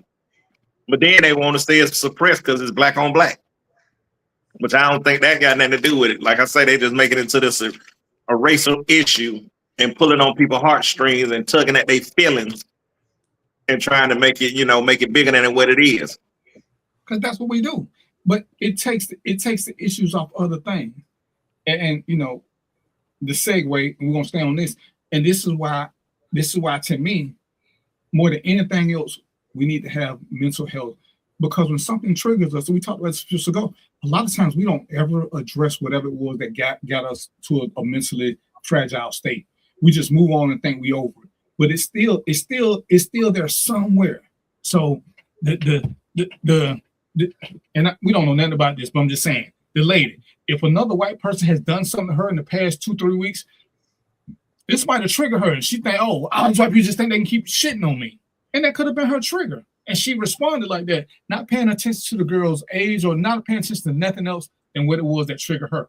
Because whatever incident she had in the past never got addressed. It never had a resolution.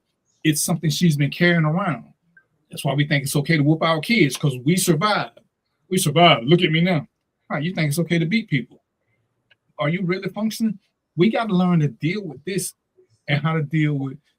We need to have conflict resolution. Need to be something in class. And I told y'all I do my thing. I do my mentorship with these boys at school, and it made me proud to hear they told me, "Hey, you'll be one of the teachers called and said you'll be proud of your boys." I said, "What happened, man? They was trying to have a fight at the school, and your boys stopped the other one from fighting." I was like, "For instance, yeah, they got between them and they just walked them back, and then they walked on off." I was like, "Oh damn, I gotta buy them something to eat now." And it's crazy. The school I mentor is Mays. Mo, you probably don't know, but you see the big fight they had at the graduation. Yeah, I heard about that shit. What was that fight about? Who knows? Yeah, but it was none of my boys. None of them. And my boys were supposed to be the worst of the worst, but none of them were involved in it. And it's like, when you don't teach people how to deal with conflict, what you got is a bunch of people who only know what their parents say. Oh, somebody put their hands on you, you hit them. Well, do we always have to hit people? I mean, Mark, we played football together. How many fights should have broken out in the game? It should have been 3 fights every game. They should have fought every week. No, it should have been 3 fights every game. But sometimes you get the leaders who intercede and stop the fight. Soul Patrol should have never had a game where they left with as many players as they started with, because of them, because of other people. But they didn't get into a whole lot of fights. Now, they did get in some, but everybody got into some. But based on what was going on the field, if we were true, it would have been a lot more fights. But somehow we just understood what it was. People trying to egg you on, because that's what they was doing. We're trying to get the best player kicked out. Yep. So, yeah, we just need to learn how to hold our people accountable. We need to learn how to hold ourselves accountable. And we need to know how to call a spade a spade. Everything ain't racial. Some things are. But I'm going to speak for the 4 of us. Ain't now one of us ever been a slave. So how do we know what it's like to be a slave? So why are we going to hold some people that we don't know accountable for something that their great-great-grandparents did that they don't know shit about? And that's the thing that I hate about this whole black-white war. We keep wanting to talk about slavery, but we were never slaves. But when whatever channel it was that wanted to do a show on people being slaves, you had almost 40,000 black people sign up to be slaves, which to me is fucking insane. You sign up to be treated like a slave. You're signing up for this. Luckily, they canceled the show. But 40,000 black people signed up to be treated like a slave. What the fuck are you thinking? That's interesting. Yeah. That's interesting. But I do think we need to be better at conflict resolution. And I think that's something that should be taught in elementary school. And not from parents. I think it should damn near be a class. or at least have something where they go over conflict resolution consistently. So this shit is getting out. By the time they get to high school, it's too late. Well, and the only reason I'm gonna disagree with that is because we did it with younger kids. It don't hit home to you in high school, because when you're in high school, you can go to jail. When you're a little kid, you're not gonna go to jail, so it don't really take effect with them. They might get a spanking, they might get suspension, but when you hit high school, you 11th, 12th grade, now you can go to jail. So now we're talking about a life-altering experience, and that's why I chose to do it with 12th grade boys, because now everything you do has a consequence. When you're in the 7th, 8th grade, everything you do don't have a consequence. It don't have a lifetime consequence, but 12th graders, oh yeah, when you get that first conviction, oh, that's on you for life. Ain't no 8th grader gonna get convicted for slapping another 8th grader. Yeah, so I wanna be a part of it come next year. DVP. All right, I'll let you know about it. So, but yeah, I mean, but we got to do better. We personally and collectively. Each one teach two, you know, and as we talked about before, but it only works if you get people who want to be a part of it. You can't save everybody. Some people just designed to go to prison. Some people designed to go to the grave early. You can only help the ones that want to be helped. That's true. That's a good way to look at it too. Yep. That's a good way to look at it. Yeah, conflict resolution. In my younger days, it was minimal. Now that I'm older, I do, consider it a lot more because I stand a lot more to lose. So, and that's what it boils down to, Mark. It don't boil down to old. It boils down to having something to lose. People who got something to lose are way more patient. The more you got to lose, the more patient you're going to be. When you ain't got shit to lose, you don't care. Because now your claim to fame is, oh yeah, I went to jail for defending myself. When you get old, you realize how stupid that is. It's like, this is when you got some shit. When you got shit that you value, freedom. You don't want to. You trying your best not to go to jail. But when somebody put their hands on you, you already know you got an alibi. He put his hands on you. So because I ain't going to jail. I definitely feel that part. Next week, let's talk about snitching. Oh no, snitching ass. Your ass was on here snitching, but we ain't gonna say that. Now, next week we're gonna talk about this we're gonna get this child support thing. Like I said, I just got somewhere to go. I didn't know if I was gonna be able to stay the whole night. I need to get some sleep because I got to go to work. But we're gonna do it next week. That's the plan. But we can do both of them because it ain't gonna. Talking about that one ain't gonna take 2 hours. But yeah, go ahead, and when we do it, ladies and gentlemen, y'all know how we do this. If y'all got something y'all want to talk about, put it in there. What do y'all want to talk more about? We between the four of us, we're pretty damn smart. Two of us got a little height on us. 2 of us don't. I'm just let y'all figure out who is who. Somebody on here height fishing. Because I know for a fact that somebody on this goddamn call named 5'11". Put your money away. What? You talking about Mo? You talking about you. You must wear heels like Prince. Bro, when I got on my boots, I'm 6'1". Like the Dichotomy said, I'm 5'11" barefoot, but when I put on my Timbs, I'm 6'1". Yolanda say, stop the short jokes. She fighting all y'all. I got you, baby. I got you. Bro, I ain't been 5'8" since I was in the 11th grade, 10th grade, something like that. Don't hate, Mark. Don't hate. But don't worry about it. We're gonna meet up old, again. You're gonna start back getting shorter. You old. What we're gonna do is get shorter. We're gonna meet up at the bank where they got the little thing, and we're gonna see who is who. Let's meet there. Yeah. You gotta let me know which ones you can't go to, because I'm sure a couple of them got your picture, but that's a whole nother story. But yeah, he lying. DVP 5'9" at best. Joe Beck talking to Oh, he's playing that. You done left. I'm out the mood now. Oh, damn. She said you a mood killer, Joe. I'm sorry, Joe. Go ahead and stand up. Back up. One time for Joe Mo. He said I'm too short for this ride. Joe Mo. Hey, go on and show him that pretty leg you were talking about. I told you. What you egging on for? We're gonna do pop the balloon for Sherry. Yeah, let's do a pop the balloon for me. You know what? Maybe we do a live show. Maybe we need to try that one day. I'm gonna have to run that by Rob. Maybe we should do Let's do a live show. I'm here now. I'm back home. What you mean, Mark? Some chips. ain't offer nobody shit. He's so rude. I know. And then y'all don't drink, so Yeah, let's do a speed date, like Mark said. Do a speed dating for me. He talking back that thing up, please. I told you, Sharon trying to be something about an old lady. Woo, Joseph, you better stop playing with me. Mo, where your flag at? Where your flag at, Mo? Oh yeah, man. That's foul. That's foul, Joe. You foul, man. One time for my boy. Let me see. Let's see if I got to cash my wallet for my boy Joe. I don't think so. What's Joe, your Zelle? gone too long. What's your Zelle, Sherry? I'm finna look out for my boy Joe. Joe was gone too long. Hey, Joe, Mr. Exy, you better show him $1,000 something. He'll bill you anything you want. Damn. Oh my goodness. You know. Joe said, bag that thing up, please. Please, all caps. All caps. All caps. Hey. I don't know, Joe. You don't want me to do that. Hey, you do. Let me spit some game to you, Sherry. When a man start calling you Miss, you remember what Janet Jackson said, right? Miss Jackson, if you nasty. If you nasty. So I'm just saying, he calling you Miss. That's all I'm saying. Miss Sherry. Hey, all I can say, Joe, is trust me, you Sherry, Joe got that long money. Sherry, Joe got that long money, Sherry. Somebody told me I have stalkers. You got a stalker? No, somebody told me.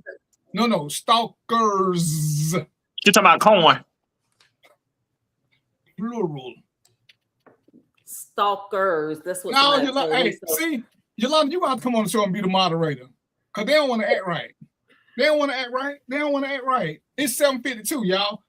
Mm-hmm. So that means Sherry got 4 minutes to do it one time for my boy Joe Mo. Act like it's Freak Nick. Act like it's Freak Nick 96. Joe missed his window. Joseph missed his window. He came right back on time. He left. He should have got me when I was ready. You ready now? I ain't ready. We see how you rocking now. You warming them knees up. See, I used to could drop it like it's hot, but see now it's lukewarm. Go ahead, drink it like it's lukewarm. I can't do it. Ooh, man. Joe can't even type. You tell a story. I seen her do it on TikTok. He said he cannot act right. He can't spell neither. No, that's he all exhilarated. He's exhilarated right now. Yeah, he got that dopamine in him now. Go ahead, Sheriff. Stop playing. One time for the one time. I'm not Mark. No, you ain't. I know you ain't trying to rip nobody. What you need? You want a Modelo? Get you right. No, I don't drink. Thank you very much. Oh, you don't drink? No. Tell us how the book club reading went. Get us back to civility. Oh, okay, yeah. So we didn't have one this past week. We didn't have one. So but I will tell you this. I'm gonna tell you about this. I just started this the People's Society YouTube channel, and I'm interviewing victims who lost loved ones to police brutality and societal crimes. I got 2 videos up there right now. Y'all can go watch them. But it's the People's with an S Society YouTube channel. So you search that. Ahead, put it in the chat, DVP. And I interviewed 2 victim moms, 2 moms who had sons whose life were lost, unfortunately lost. And I think the conversations are real therapeutic and informative. So you can get a chance, get up there and check them out. All right, Sherry, what you got for us before we log off? Go to Mark first. No, you go first. You're still trying to rock and warm them knees up for Joe Mo. Oh, Miss Sherry. I ain't got you gotta understand, Miss Sherry.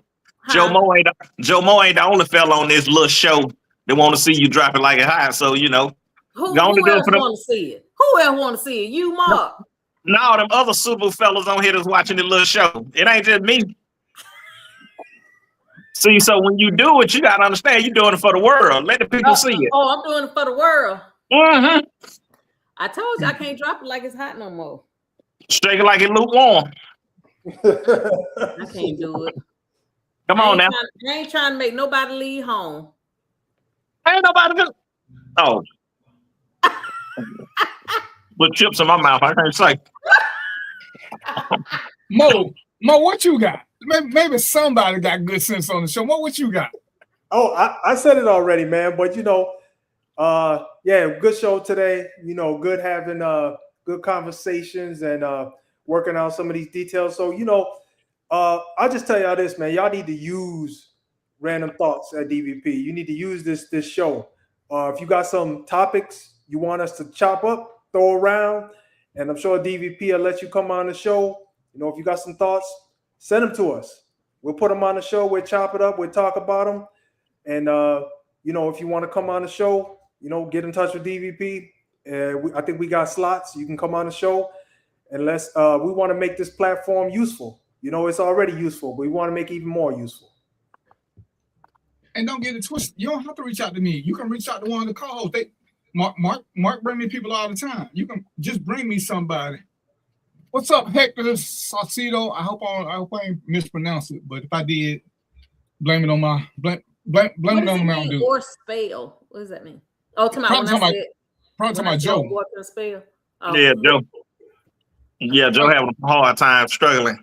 His mind on Sherry, he can't even think straight. And the old people say he got excited. But yeah, if it's something y'all want to talk about or know about, like I say, hit us up with a topic. Then give me a week or so I can make sure I got some experts from you, because we like to comment on any and everything because we well rounded. But if you need something specific, we'll find somebody who can specifically talk about it, which is why I'm gonna get Sin on here to tell y'all some stuff about taxes and some more money stuff. I'm gonna let her and Mo just kind of run with it, and they tell us how we can do more with less. Because right now our money running short, and it can't be that short because they said vacation travel was up this past weekend, so. I got someone here somewhere. Oh, and that's what we're gonna talk about next. We're gonna talk about these damn tippings. We're gonna talk about who keeping tips. That's what we're gonna talk about. We're gonna talk about these damn tips. Yeah, we damn sure gonna talk about tips. We're gonna talk about these things. So fat fingers and fast typing. Damn. All right. I ain't finna touch none of that. It's 7:58. Y'all know who it is. I'm almost finished with my Mountain Dew blast. I gotta go to work. So I hope y'all I don't know what Mark drinking out of that sippy cup, but it is what it is. He is who he is. Like Hector, we on Modelo. Oh, he can't drink Budweiser like regular folk from the hood. He got to drink Modelo. Yeah, I'm uppity. I'm bougie. Those ecos. Y'all know what it is. Until next week, peace, popcorn, and chicken grease, and we up out of here. Peace out, people. Peace out. Easy.